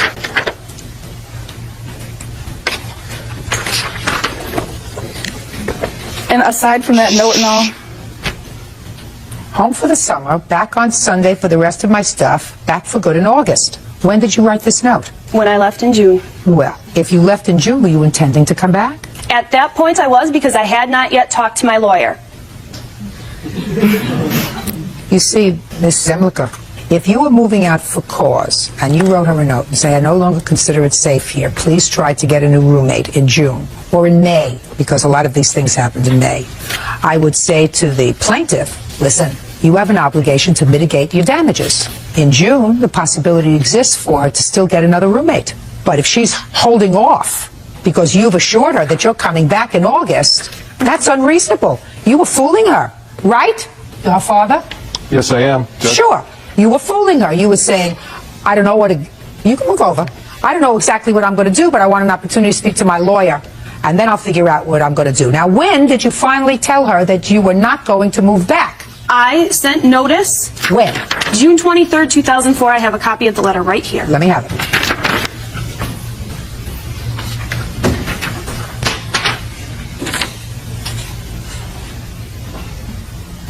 Where's the notification that you sent to the plaintiff? I did not send notification to the plaintiff. Why not? June 23rd, you sent notification to the Capitol Center Apartments. Why didn't you send her notice? I did not send her notification because things had deteriorated so rapidly And so far at that point that I did not feel safe talking to her anymore. I had received... Nobody asked you to talk to her. What you have to do is send her a notice. And you never did. I did not. However, my parents were in contact with her parents and did inform her mother that I would not be moving back in. How do I know that? That's hearsay. No, Judge, I talked to her mother. I'm Jennifer's father, and I did talk to her mother and said it's no longer capable of being resolved. Kaylin doesn't want to talk to Jennifer. Jennifer does not feel safe there, so there's nothing that can be done except to move out. Your Honor, my hearsay was that he had talked to my 18-year-old brother, and that my mom actually talked to... Just a second. They did the wrong thing. You may have done the wrong thing by having these people over that she didn't want over her home when she's not there. You understand that. But you have absolutely no right to first send her a letter indicating that you were coming back in August, despite the fact that there had been problems, so you were tricking her. Then you went to see a lawyer. Your lawyer gave you whatever advice the lawyer gave you. As a result of that, you did have the good sense to send a notice to the apartment complex. Did you get an answer from the apartment complex? Yes, I did, Your Honor. Let me see the answer. They did not contact me in writing. They contacted me through a voicemail. No. That's hearsay. Because if they were going to let you out of the lease so that she was no longer responsible under the terms of that lease, it would have been in writing. And you did not get that. Is that right? That is correct. Okay. Judge Judy continues in a moment. Kaylin Zilmer says ex-roommate Jennifer Zemlicka owes for breaking their apartment lease. Jennifer says it wasn't a safe place to live. Your Honor, I was also sent a letter by Kaylin Zilmer claiming that she was responsible for the lease and for the rent because she was still living there. And I received in July. Of course she's still responsible because she's still living there. That doesn't mean you're not responsible. You wouldn't be responsible if you did the right thing. You did the wrong thing. I believed I needed to move out to protect my own personal safety. I don't disagree with you. Not your own personal safety. It had become uncomfortable for you to live there. Put your hand down. It had become uncomfortable for you to live there, and you have an absolute right not to live someplace where you're uncomfortable. You don't have the right to trick her, which you did. You tricked her into thinking that you were coming back at a time when this is, I assume, a college town where people look for apartments up until the end of the school year. You led her to believe that you were, in fact, coming back in August. She did not seek another roommate. You notified the apartment complex of your intention not to come back, but you never notified her. You could have just as soon sent her a copy of the letter. Then you would have put her on notice. Then I would have said, now listen, you have the obligation to mitigate your damages starting in June. You may not be able to find a roommate right away. Maybe she's only liable for 6 months' rent or 3 months' rent until you find a roommate. But you didn't do the right thing. You can't just walk out. Now, who's living in the apartment? I am, Your Honor. Who else? Just me. What efforts have you made since you were notified that she was not intending to come back to try to find another roommate? I have been to different websites. I have left up flyers around campus. I have a website too, roommates.com, so I have made efforts to cover her half the rent. Just a sec. And what's the rent on the apartment? It's $9.40 a month. When were you notified that she was not going to move back to the apartment? In August. Are you telling me that you didn't know until August that she wasn't coming back? Is that what you're telling me? That's right. Okay. Where do you live? I live, Kelly Zilmer. I live down the road from Kaylin. Who do you live with? I live with 4 other girls. When did you sign your lease on that place? Well, we signed the lease in December for the upcoming year starting in August. So our lease started August 15th and runs till August 14th next year. And if you could find another roommate at your house, you could move in with your sister. Is that right? Well, there's not many people looking for roommates anymore since college started. Well, people come in January, do they not? Yeah. Sure they do. So we have September, October, November, December, January. That's 5 months, right? She's got to pay you for 5 months. You did not give her adequate notice. You gave her, as a matter of fact, no notice whatsoever of your intention to move. It was only through a third party that you found out that you did not intend to come back. You cannot do that. She's obligated to pay for the rent, and she's the one who's suffering for it because you evidently found another place to live. You're paying nothing, and she's paying for both of you. That's unreasonable. You have a right to move out of the apartment if you feel unsafe. You also have an obligation to give her notice of your intention and not to trick her, which you did. You tricked her, and you can't do that. Judgment for the plaintiff in the amount of $2,350. That's all. Parties are excused. You may step out. I was concerned for my personal safety and also concerned with the irresponsible acts that were going on, that they might negatively impact my teaching career and my future in the teaching profession. I am not a big drinker. I do not keep drinks in the house. I have never used drugs, so I don't really know where this all stemmed from. Some people just aren't compatible when it comes to living together. I'm just real happy it's over. And now the next case. All parties in the matter of Bump versus Hansard, step forward, please. Policeman Marcelo Bump is suing his neighbors, Jamie Hansard and his brother Nathan Hansard, for damaging his Mustang GT when they shot off fireworks on the 4th of July. Mr. Bump, the two defendants are your neighbors. And it is your claim that last July 4th, your two neighbors were setting off firecrackers. Some of the firecrackers landed on your car. Yes, ma'am. Causing damage to your car's paint. Yes, ma'am. And you want them to pay for the damage. Yes, ma'am. The two defendants acknowledged that they were setting off firecrackers. Yes, ma'am. But that there were a lot of people setting off fireworks. And there's no way to tell whether your fireworks were the ones that actually caused the damage. Yes, ma'am. How old are you? 30. And you? I'm 25. Are you related to each other? We're brothers. Do you live together? Yes. Who else lives with you? My 3 children. Now tell me about the fireworks you were setting off. We were shooting fireworks that... What kind? They're different names. Some Tommy guns. Tommy guns. Cherry bomb. Cherry bomb. Black Widow. Black Widow. 4th of July. Just a minute. Black Widow. 4th of July. So you had at least one of each of these things. Several. Where did you buy them? North Carolina. Where do you live? Georgia. You bought them in North Carolina. And where did you shoot them off? In our parking lot. In Georgia. Yes, ma'am. Why didn't you buy them in Georgia? Because you can't buy them in Georgia. Why not? They're illegal. So you just traveled a little bit, went to North Carolina and bought them there. Yes, ma'am. And despite the fact that the law precludes you from using them in Georgia, you used them. Yes, ma'am. And now you expect a court to be fair to you. Is that what you're telling me? I admit I broke the law. But damaging his vehicle is a different story. Just a minute. No, you're not saying that you didn't damage his vehicle. What you're saying, I believe, is there were a lot of people that were violating the law, and there's no way to tell whether it was my Tommy guns, cherry bombs, Black Widows, 4th of Julys, etc., that actually caused the damage. Because there were a lot of people. There were a lot of people shooting fireworks, so... There's no way to tell. Is There's that no right? way to tell that it was ours, no. Correct. That's your defense. Yes, ma'am. We don't believe that his vehicle was damaged by fireworks, period. Fine. That's a different story. There was no damage to his car, then you wouldn't be responsible. But let me tell you something. When you break the law, and you broke the law in front of your 3 children, which is even more vile, because then what you're teaching your children is there are certain laws that are meant to be broken. There are certain laws you can pick and choose what laws you want to obey. That's the message you're sending to your children. It's ridiculous for the state of Georgia, where we live, not to have fireworks. So you don't have to obey that law. If you want to shoot off fireworks, you can. Is that the kind of message you want to give to your kids? Some may portray it that way, yes. What do you mean some might portray it that way? That's exactly what you did. You knew it was against the law to purchase fireworks. You knew it was against the law to shoot off fireworks in the state where you live. Despite that, you, who are the custodial parent for 3 children, who was supposed to teach them the difference between right and wrong, you've taught them that they can selectively choose what laws they want to adhere to and what laws they can break. Because they say, listen, my father breaks the law. My father does things that the state says he can't do.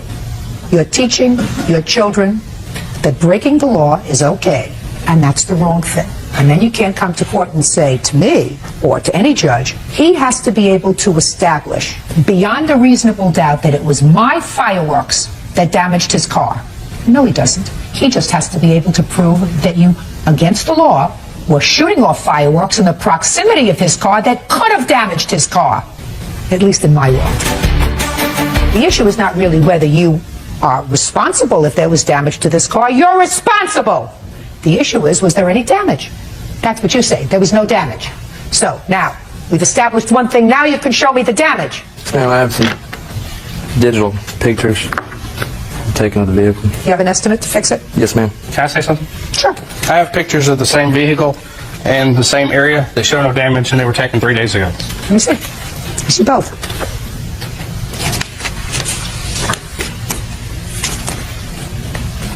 I also took several shots of other parts of the car to show that weren't any damage to it either. Because I believe the estimate that he had stated that front fenders, hood, several parts. Oh, I see the damage, sir. I don't know where your eyes are. I see it. It's just that your pictures are farther away than his are. His are close by. I see the damage, the exact same place where it shows here, right above this little thing. I see it. You should look a little bit closer or get your eyes checked. Okay. Anything else anybody wants to say to me? I have an estimate that states what he was claiming. His estimate claims as far as clear coat on the damage of a car can't be damaged by fireworks unless they're shot completely, right on the paint. Something that hit it or landed on it said it can't be damaged. I don't know. That's just a statement that a body shop says. You have a witness here for me to read? No, ma'am. You don't have? No. Yes, we do have a witness. You have a witness? I have a witness to state what we did, but not as far as I know the what body you shop. did. You told me what you did. You illegally purchased fireworks and you illegally shot them off. What do I need a witness? Is that what they did? Yes, ma'am. Perfect. Your witness corroborates that. Judgment for the plaintiff for the amount of $923. Thank you very much. I feel like Judge Judy made the right decision. Everyone was just having a good time. It's 4th of July. They did admit to me that they were out shooting fireworks. I didn't feel we had done damage to his vehicle. Damage something you need to pay for. Cynthia Zane is suing her ex-boyfriend, handyman George Flores, for the money she paid him to work on her house. George says Cynthia never let him finish the job. He is countersuing for his out-of-pocket expenses. Now, this is case number 274 on the calendar in the matter of Zane versus Flores. Parties have been sworn. Okay. I just want to tell you this. It's very hard for me to put a dollar figure on the work that he did. Gave him $3,000. Let's say power wash the front, power wash the driveway. He cut down a tree in the front of the house. So you figure, even if he was a very high-power person, he would be entitled to $1,500. You deduct that from what you paid him, which means that he owes you $1,500 because you gave him the money. I believe that you gave him the money, and I believe that he did not perform the work satisfactorily. And I do not believe that he performed the work and you didn't give him any money, which is what he says, because he's a scam artist.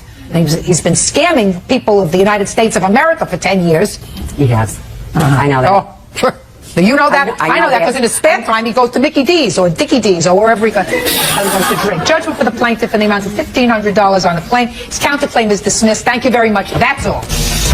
Parties are excused. You may step out. George is a scammer. I got caught up in it. 3 months later, I finally figured him out. She needed help fixing up her house and stuff. At the time, I said, sure, why not? He was married. He told me he was not married. We may end up getting divorced over this, yes. Lying all around. He's a chronic, compulsive liar. Basically, one thing led to another. And this is it. I'm here. And now the next case. All parties in the matter of Baker versus Williams. Step forward, please. 23-year-old cocktail waitress April Baker is suing her ex-boyfriend's sister, 26-year-old medical secretary Angela Williams, for the return of her belongings. Angela says April stole her car. Ms. Baker, you used to live in the apartment or the home of the defendant, who is the sister of your former boyfriend. Is that right? Yes, Your Honor. And this is the former boyfriend? Yes, Your Honor. And you claim that you were forced to move out because there was some sort of an altercation or an argument. And when you moved out, the defendant kept a lot of your property. You want to be compensated to the tune of $2,000 for that property. When did you move in with him? It was May. Why did you move in with him? I was seeing her brother, so I decided that when I came back from vacation, I would move back in to the same area with them. Where were you working? I wasn't working at that very present time.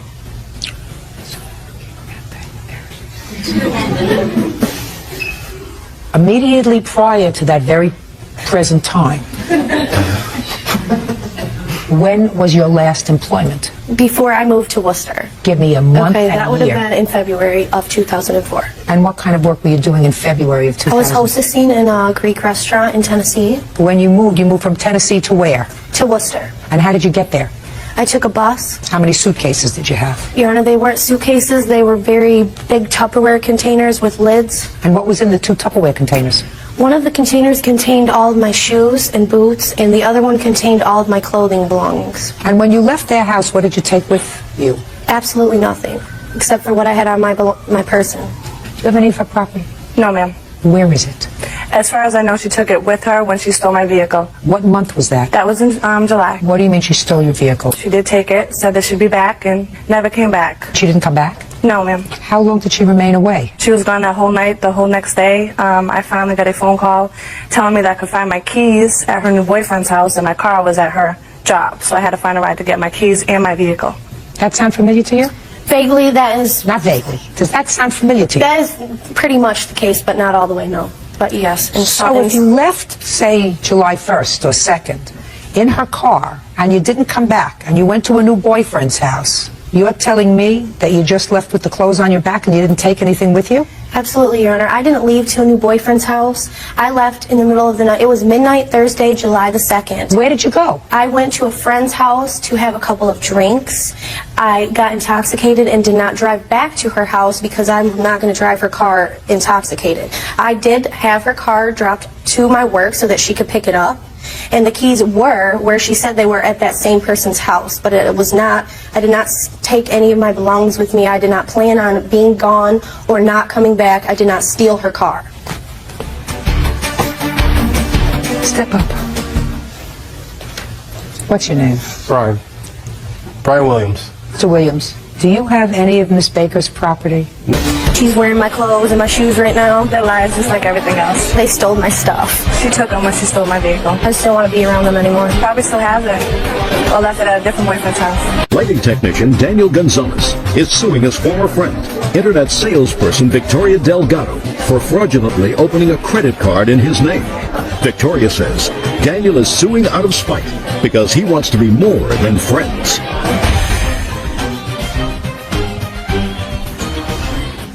This is case number 277 on the calendar, the matter of Gonzalez versus Delgado. Parties have been sworn in. You may be seated, sir. Have a seat. Mr. Gonzalez, I gather from your complaint that you believe that Mrs. Delgado made a fool of you. Yes, ma'am. And in addition to making a fool of you, she fraudulently obtained a credit card in your name, charged almost $3,000 worth of merchandise on it, and you want that money back. Correct. She was your friend, Yes. and she called you one day and said she was going through an acrimonious divorce, Correct. and you agreed to help her. Yes, ma'am. How did you know her? We used to work together at Florida theme parks locally in Texas. When you knew her, was she married? Not at the time, no. When did you get married? I got married December 25th of this past year, on Christmas Day. And when did you separate from your husband? April 23rd. And when did you call Mr. Gonzalez? Well, take it back a few steps. On my wedding day. Don't take it back a few steps unless I ask you. Okay. But you were separated from your husband on April 23rd of for the 2004. For the second time, yes. Which Daniel had agreed a previous time to help me out as Just well. a second. When did you separate from your husband for the first time? January 17th. Did you call Mr. Gonzalez at that time? Yes, I most certainly did. Why did you call Mr. Gonzalez? Because the night of my wedding, my husband, for like a couple of hours, had made a comment to me that really upset me, and I had went to the restroom and I was crying. And at that time, Daniel was like, "It's not too late to step out now." This is Daniel? Yes. Daniel said to you, "It's not too late to back out now." So he offered to help me at that time. So he offered to help? He offered to get me away at my wedding. So, and you said, "No, I'm in love and I want to stay I was together." in love with my husband. Well, and I wanted to be so with my January husband. 17th, you separated from the first time from your husband. Yes. Why did you call Mr. Gonzalez? Because he was a friend and he was always there to help me. Good. What did you say to him? Well, my mother was very sick, so I flew to Florida and I was helping her because I have a... What did you ask him for? He was helping me find an apartment. So he was just talking to you? Talking to me and finding apartments while I was in Florida. So you asked him to look for an apartment for you? Yes, and a vehicle. And a car? Mm-hmm. And did he find an apartment for you? Over the course of my staying in Florida, me and my husband, we decided that, what we were going through was silly, and we ended up back together again. So you called Mr. Gonzalez and said to him, put the skids on the car, but just put the skids on the apartment, I don't need it. Exactly. And then you separated from your husband again in April. Yes. A couple of months later. Yes. And again you called Mr. Gonzalez. Yes, I did. For help. For help. And I assume that you recognized that Mr. Gonzalez was helping you because his interest in you was more than platonic, that he cared for you.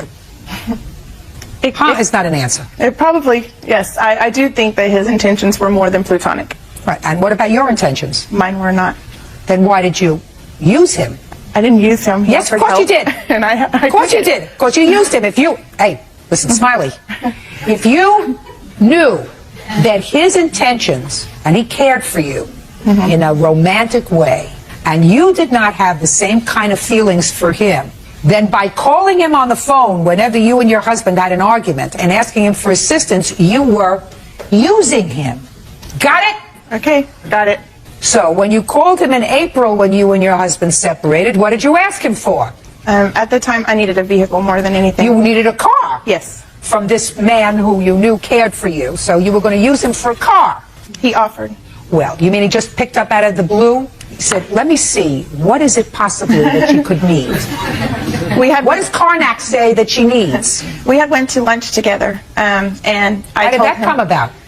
He would come and pick me up on Mondays, and we would go to lunch, because that was on his only free day, and we Just went a to second. lunch. You mean while you were together, between January and April, you went to lunch with him? No, I never went to lunch with him. After you separated? Yes. Well, how did he find out you were separated? Did you call him? Yes, I did.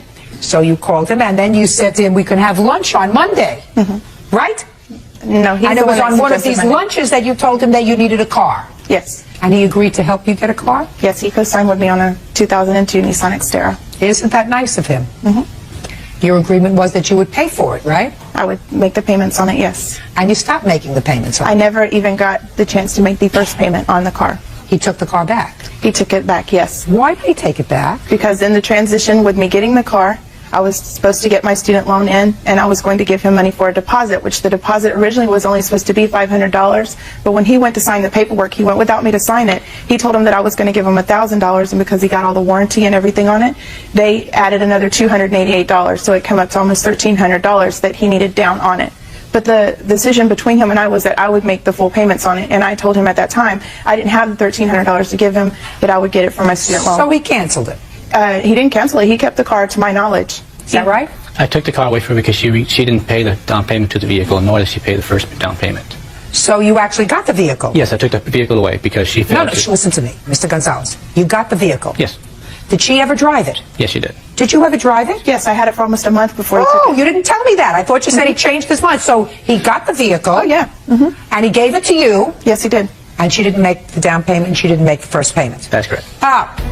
Judge Judy continues in a moment. Daniel Gonzalez says former friend Victoria Delgado owes for fraudulently opening a credit card in his name. Daniel says Victoria is a user and took advantage of his kindness. Now let's get to the credit card.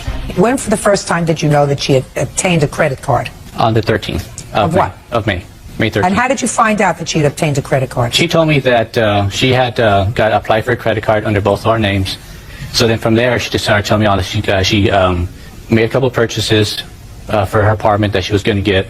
And I was like, well, I was thinking a couple of purchases, like maybe $50, $60, $100 maybe. Actually, he got upset. He got upset. I'm not talking to you yet. Go ahead. She told me that she had received a phone call on the 12th stating that that the credit card company was requesting my information. And I was like, well, how am I supposed to do that? I didn't even know about the credit card. So that's when everything turned out that she Can I see the bills, please? Sure. And at the same time, she gave me a letter that she wanted me to sign stating, that's the letter, that she wanted me to sign. In a minute. In a minute. Okay. She gave me a letter that she wanted me to sign so she can fax information to the credit card company stating that she was an authorized user. In a matter of 3 days, she was managed to charge $2,600 on a credit card. Now I'll hear you, Ms. Delgado. $2,600 plus merchandise that you charged over the period of a few days on his account. How much did you pay on the $2,600? On the $2,600, I was in the hospital. I didn't ask you that. I didn't ask you whether you were in the hospital, whether you were at Disney World, whether you were at T-Dance, whether you were on a world cruise. I asked you, how much of the $2,600 and change did you pay? My husband gave him $90 to shut him up. Your husband gave him $90 to shut him up, so that the answer is you paid him nothing. $90. No, the answer is you paid him nothing. Okay.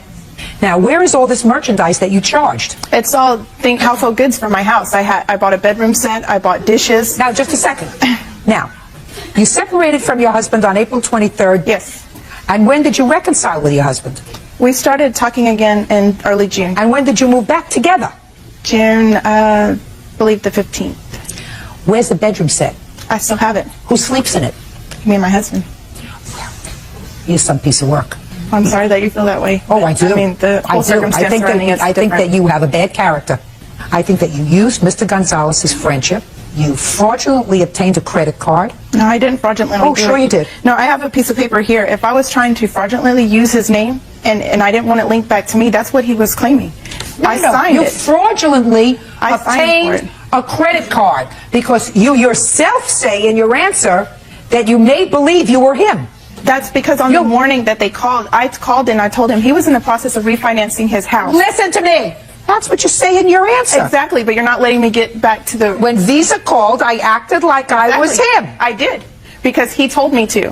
What date was that? I believe it was on the 15th. So on the 15th, That morning. 2 It was weeks Sunday before, morning. 2 weeks before you decided to reconcile with your husband, you had just concluded charging over $2,600 worth of merchandise on a credit card that he's obligated to pay. That's what you're telling me, right? You are a person of poor character. You are a person who committed fraud, and you're a person who's going to repay him $2,700, which includes the interest. That's what he's suing for. Judgment for the plaintiff. Parties are excused. You may step out. Daniel's intentions were way more than they were. There was nothing in my mind that, well, even wanting anything from her, just a friendship. He is a grown adult. If he wanted to buy those things, then, or do that for me, then that was on his own. Well, I didn't know it to be so much money until I called the credit card company and found out it was $2,600. And I was like, whoa, that's more than a bottle of wine, The chances in love and war, he took his chances, he lost. I was trying to help her out for a vehicle, but not to furnish her apartment. He lost, so now he's bitter. All I wanted was just the money that she owed me for the purchase that she made. And now the next case. All parties in the matter of Slovic versus Jimenez. Step forward, please. 21-year-old office manager Jamie Slovic is suing her ex-boyfriend, 24-year-old construction worker Roman Jimenez, for unpaid rent, damaged property, and the return of household items belonging to her. Miss Slovic, you and the defendant lived together. Take your hands out of your pockets. You and the defendant lived together for a period of time. Yes. There was an altercation between the two of you, and you claimed that Mr. Jimenez moved out. And when he moved out, he took with him a whole bunch of furniture that you had purchased on your credit card that you either paid for or are still paying for. In addition, you claim he owes you for half a month's rent and some eviction costs because you were ultimately evicted from the apartment. Mr. Jimenez says that you really locked him out of the apartment because you called the police, so stop complaining that he owes you any rent because he couldn't live there. He doesn't, however, address the issue of the furniture, which I will get to. So when did you and Mr. Jimenez live together? We lived together for 3 months. Starting when? Starting from June of 2003 to October of 2003. And the reason why he had to move out is because it was court ordered, or police report ordered, that he moved out of the apartment. I didn't. Just a second. Okay. That order was issued as a result of a complaint, correct? Yeah. And the complainant in that complaint was who? Me. Right. Well, that's pretty much what he's saying. He's saying he had to leave the apartment because you complained, which resulted in a court order putting him out of the apartment. So he's right. Right? Okay. Oh. Now let's get to the furniture. Okay. When we lived together, we had nothing, and we purchased big pictures for the walls, a couch and a coffee table we got before I moved in there, a dining room table, and a bed that we purchased while we were living there. All this stuff that, we were supposed to be living together to pay off together. He had no credit, so we did everything on my credit. He couldn't get approved anywhere. So far, is that correct? Yes, that's correct. All right. When you moved out, did you take the furniture with you? I took my furniture with me. What did you take? I took my pictures. Pictures. Were those pictures that were purchased on her credit card? Yes, ma'am. Well, then how could you take the pictures if she paid for them? Well, because I gave her some money too, and she spent the money on that stuff, and I spent my money like on food and going out and stuff like that. Going out? We ate a lot. We ate good food. Going out without me. Shh. Don't talk to him. Okay. What else did you take with you, sir? Pictures, pots, pans, some sofas. Oh. Some what? Oh, I took a futon, like a sort of tiny futon. Pictures, pots, and pans. Yeah. Yes. Yes. Yes. I have pictures and pots and pans. What other furniture did you take with you, sir? I didn't take the furniture because the furniture was broken. So you took nothing else but pictures and pots and pans. Is that what you're telling me? That's correct. What happened to the futon you told me about a couple of seconds ago? Oh, it was kind of broken.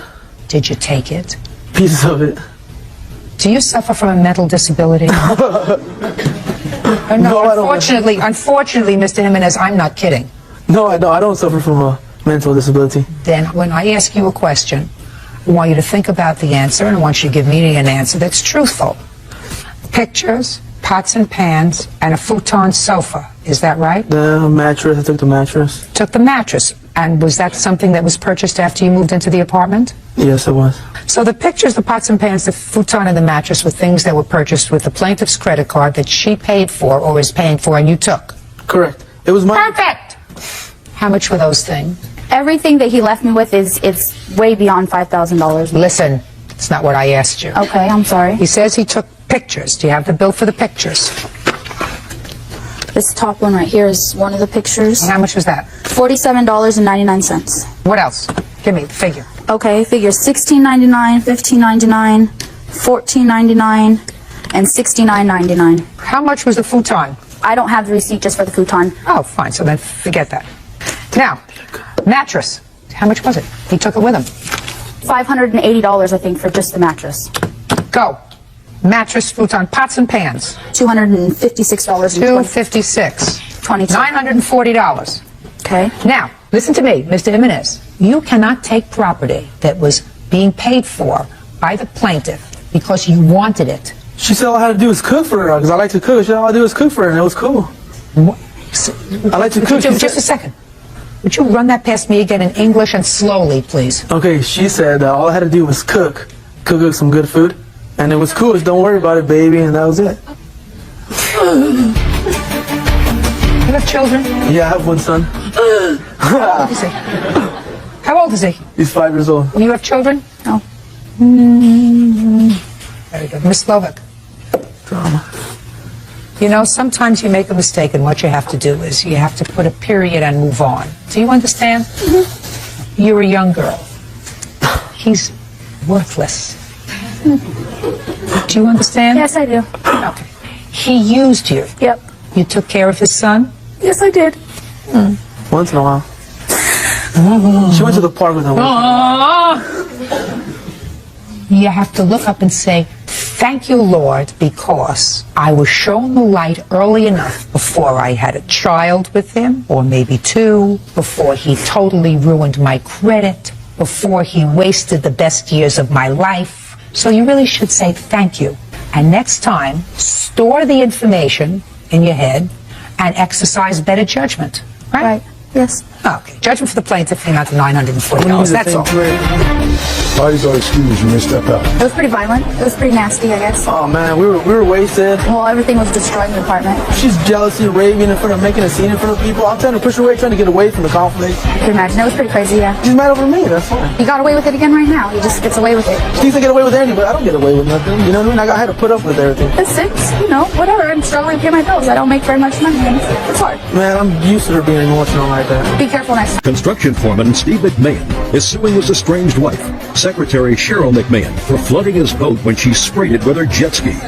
Steve says he's been separated from Cheryl for 9 years.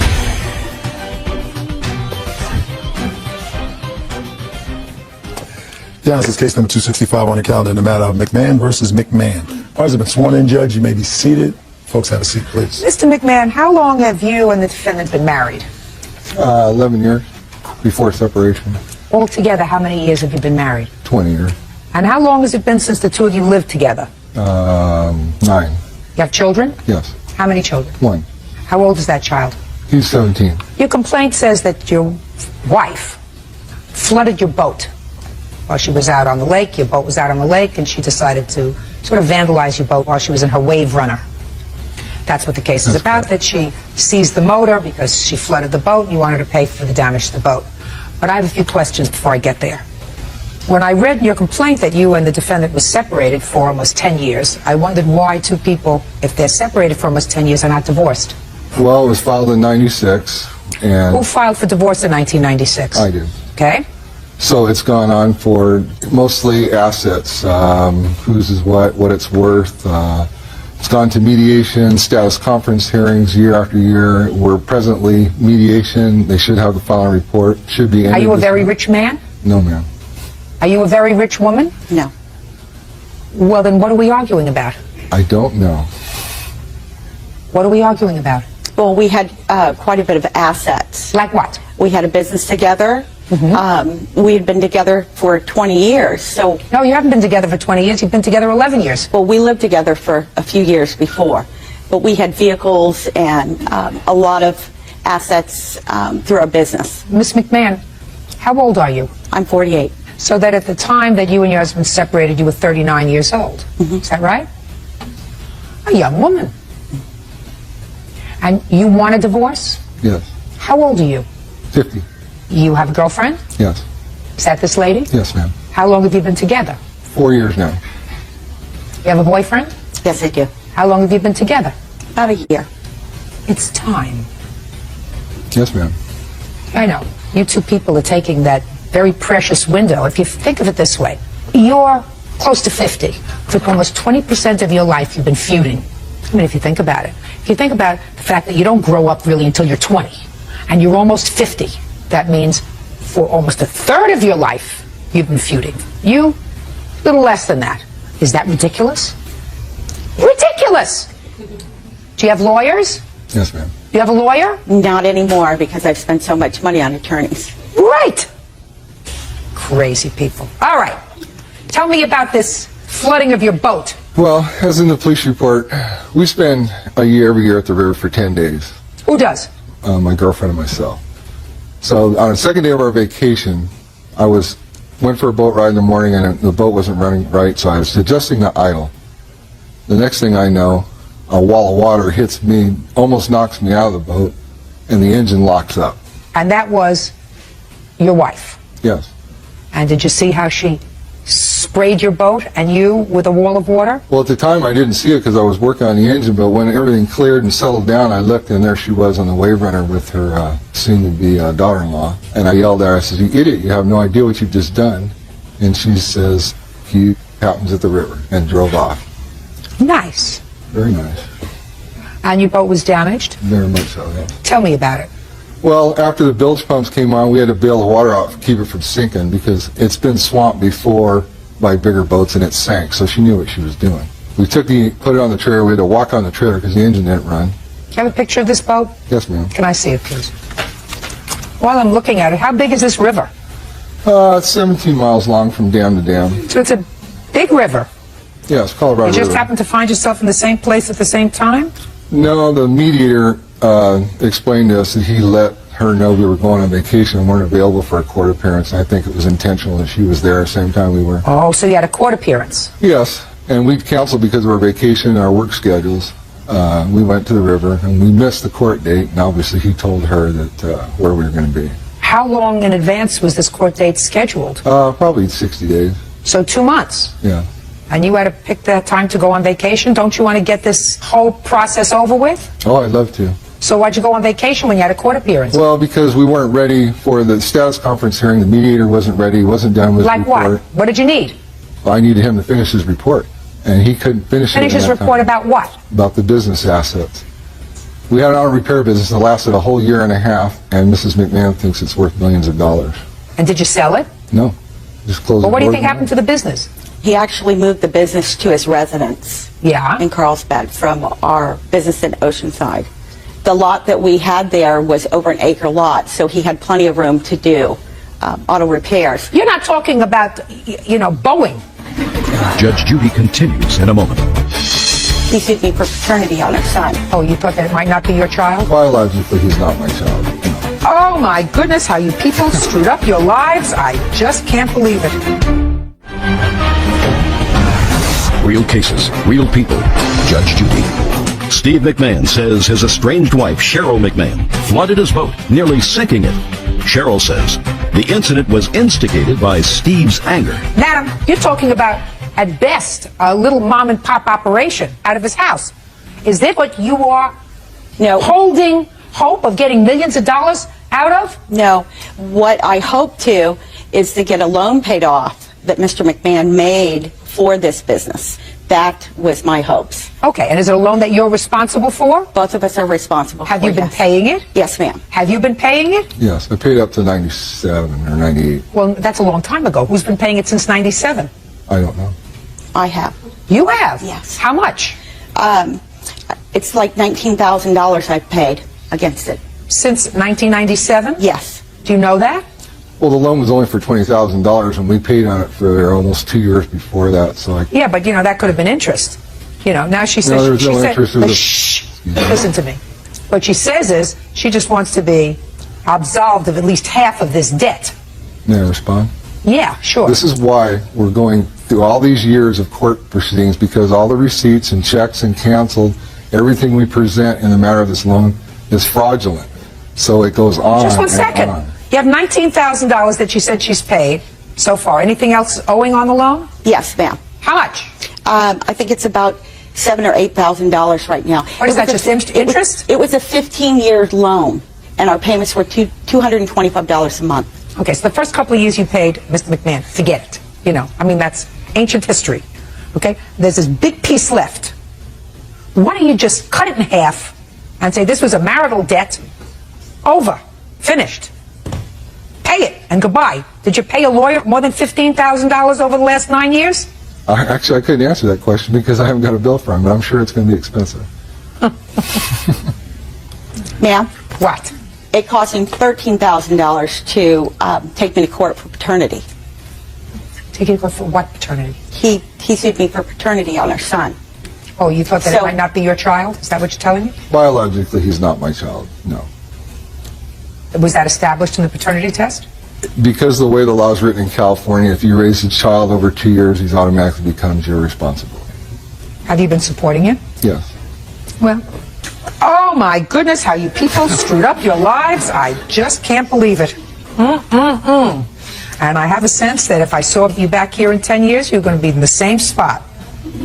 Just frittering away your whole lives over spite and meanness and nastiness and stupidity. Instead of just putting a period and moving on and saying, listen, I have a chance to have the rest of my life free and clear. Let me just do it. Well, this is money, and it's not major money. It's just, I've been paying it anyway. Let me just get over it. Here's some money. Here's my half. Goodbye and good luck. Let me have a happy life. Listen, how did it come about that you flooded his boat? You flooded his boat, right? I did get water on his boat, yes. Good. Okay. So now you're going to tell me how it came about that you flooded his boat. Well, on August 13th, and to get back to the vacation, I vacationed out there that week because it's my birthday week every year since Steve and I separated. So he was very aware that I was going to be out there. I had no idea he was going to be out there. Just tell me why you flooded his boat. So our son went upriver on the wave runner, came back down and said, Dad's upriver. Can I go up there and ride in the boat? Well, because of stipulations regarding the girlfriend on visitation, I needed to make sure that it was okay for Steve. Why? What's wrong with the girlfriend? Well, there's been drug and alcohol problems. Well, did you ask your son whether the girlfriend was in the boat? He didn't see her. So then his father was alone in the boat. So what'd you have to go up there for? Well, I needed to make sure that things were appropriate up there.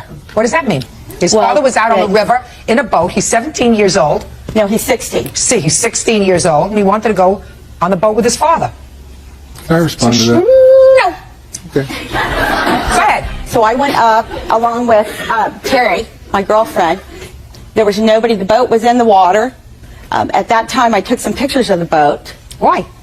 So that I could go back and show the court that the boat was in running operations. We were supposed to have it appraised out, but Mr. McMahon wouldn't agree to that. So we had to get a court order for that. So you just happened to have a camera on your wave runner. Mm-hmm. You just happened to have a camera on your wave, just a second, on your wave runner when you went up river with this lady. Is that what you're telling me? Yes, I always have a camera in there. Always have a camera.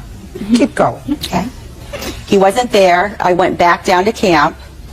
A little while later, I went for a ride, and I wasn't planning on seeing Mr. McMahon at that time, with Jessica. And we went upriver, and then on our way back, we seen that Steve was sitting in the boat. Yes. And I started to go closer to him. Why? Well, because I was going to ask him if it was okay for Stephen to be up there. And at that time, when he looked up and seen that it was me, he raised his hand up over his head with a tool or something, like he was going to throw it at it, and he's yelling at us to get that out of there. Yes. And so at that point, Jessica was screaming. I was concerned that he was going to hit me with something or hit Jessica. So I turned the wave runner and splashed him. What a baloney story. What a baloney story. I never heard such a baloney story in my life, Miss McMahon. You know, if you spend 10 years of your life angry, men fare better physically when they get angry, when they're angry. Women get all these nasty lines and they get to look much older than their years. If you spend so much of your life being bitter, I suggest you get over it. How much did it cost to fix your boat? $3,400.80. How much is the boat worth? Well, it was appraised at $8,000. Let me see. The appraisal or the receipt? Both. I don't have an appraisal. Because she had a debt, I never got a copy of it. Just a second. When did you buy this boat? 1976. Listen to me.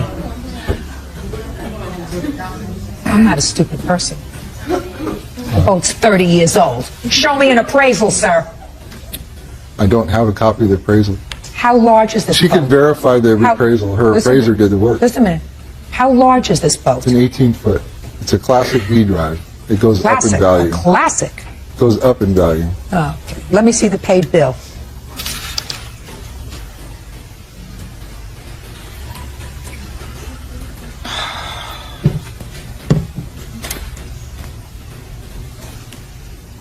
How long was your boat out of commission after this flooding? All summer. The rest of the season. Had it been running prior thereto? Oh, yeah. Judge Judy? Yes. Can I give you a receipt from, a letter from CarQuest that's stating that that invoice that he gave you is not an invoice that they can locate? Oh, yeah, or I'd love that to see date? I'd love to see and that. that they use generated, computer-generated receipts. Can I see that, please? I can also show you.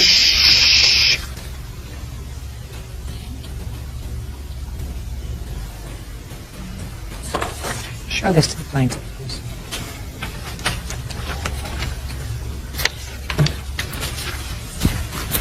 Can I respond to that as well without looking at it? This is brought Well, can before I give him a call. brought to my attention. Go ahead. Brought to my attention this yesterday from the harassing phone call that she made to CarQuest corporate headquarters. Now, this is the mechanic that repaired the boat who works for CarQuest, but he uses their format for his own receipts. Here's a letter from the mechanic that works for CarQuest. Just a second. Let me see. It's a private individual that was between him and I. Well, Has you're nothing to talking do- about this guy. Yes, it has nothing to do with CarQuest. So what you're telling me now is that despite the fact that you're using CarQuest invoice, CarQuest did not do the work on this boat. Someone who worked for CarQuest did this work for you on his own time That's correct. and just used one of their forms in order to show how much money you spent on the boat. Is that what you're telling me? Is that what you're telling That's the me? receipt he gave me, yeah. Is that what you're telling me? That's the receipt he gave me. And this is what you're giving me. You didn't tell me that that was the case. You gave me something with a card, which would lead me to believe, sir, that this company prepared this receipt, and that's a lie. Is that right? I don't know. He gave me the receipt. I don't think Just it's a listen lie. to me. You just said to me, this is somebody that didn't do it while they were working for CarQuest. This is somebody who did it on his own time. He just used one of their invoices. Well, he used it. I didn't use it. It's a discontinued work order from CarQuest that he uses for his own personal use. You're slippery. Did you take the boat to CarQuest? No, I took it to his house. But he works for CarQuest. I didn't think anything about it. You want to know something? Yes. I believe that you spent some money to fix this boat. And I was prepared to rule in your favor. Because I think that you purposely and maliciously damaged your boat. That's what you did. You were angry and you purposely and maliciously damaged this boat. You flooded it. You knew you flooded it. I don't believe your baloney story about making sure that the boat was safe for your 16-year-old son when you went up there with somebody with a camera in hand on a wave runner. People usually don't do that. And you went up there to take a picture, according to you, of the boat in the water because you wanted it for the purpose of appraisal. So I don't believe you. And I believe that you purposely flooded his boat. I think that you presented me with a false document. And people who present courts with false documents don't get cut any slack, Mr. McMahon. You understand me? Yes, ma'am. So you're going to pay for this boat yourself. Goodbye. Please excuse you may step out. Thank you. I'm just happy that Judge Judy see what he's really like. Chapter closed. I respect her decision. This was a fraudulent receipt that he turned into the court and will be taken to the state of Arizona. My lawyer tells me I'll have a Christmas present. Let's hope for that. I hope it's over soon. That's all they want. 19-year-old student Kristen Carmichael is suing her mother, homemaker Catherine Welk, for cashing in savings bonds purchased for her by her great-grandmother. Kristen also claims her mother owes for an unpaid loan.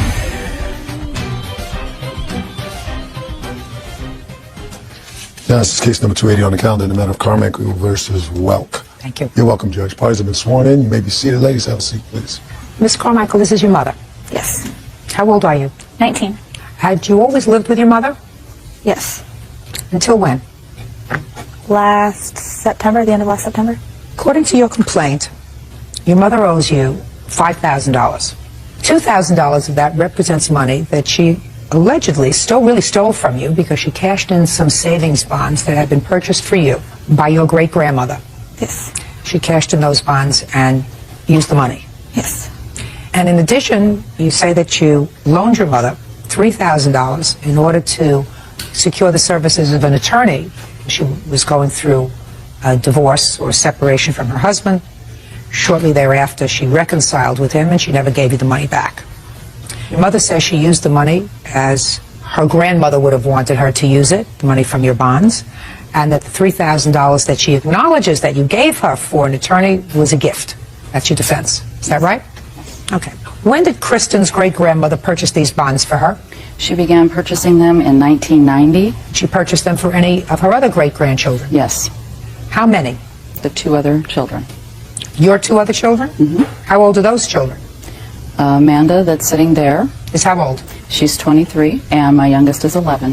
When did you cash in Kristen's bonds, and why? It was right after my grandmother had passed away. She passed away on March the 9th, 2000. And why did you cash in Kristen's bonds? Because at the time that my grandmother passed away, her estate went into probate and they froze all the accounts. I did not have the funds to pay for her funeral situation. 2000 is when your grandmother died. How many children benefited from her estate, ultimately? I did. You. And in what amount? When it finished. When it finished? That was December 30th. There was go ahead. Okay, there was approximately $20,000. Did you use your other 2 children's bonds? The bonds were kept.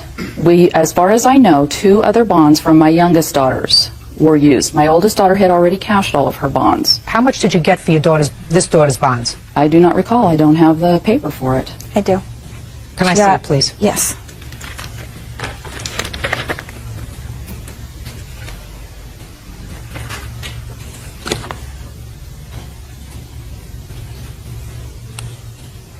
$17 bonds, each with a $100 face value. Mm-hmm. And if held to maturity, which would have been a couple of years from now, they would have been worth $1,700. So now you had an emergency. Let us assume, Miss Welk, you had an emergency. And while I'm not condoning the fact that you took your daughter's bonds and cashed them in at a much lesser value than you would have gotten had they been held to maturity, why didn't you replace them when you got $20,000 from your grandmother's estate? At the time that all of this occurred, we had all of these other things going on. When all of this changed, we also had no place to live. The house was sold because it was in this whole situation. We then had to move, taking Kristen with us. After all of that was done, I didn't even remember this entire situation until this divorce situation came up in 2003. Well, you owe us $1,700, period, for the bonds. Outrageous. Your conduct is outrageous. That's one. Number 2, your daughter says that she loaned you $3,000. Why did you loan your mother $3,000? Because her and my stepfather were he served her with papers for divorce, and I wanted to help her out. She came to me and asked me to borrow $3,000. Where did you get $3,000 from? I got it. I worked at a gymnastics place, and I got money from there, and my father died, and I received Social Security checks every month. Do you put the Social Security checks away? Yes, I put them into my bank account. Let me see the bank account. That's the bank statements.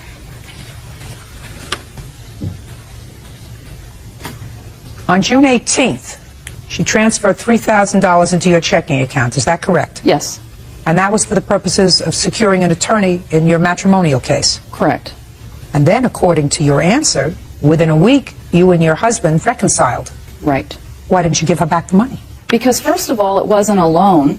She gave that to me hoping to be able to end the situation and move us back to Stockton where her friends were. Just a second.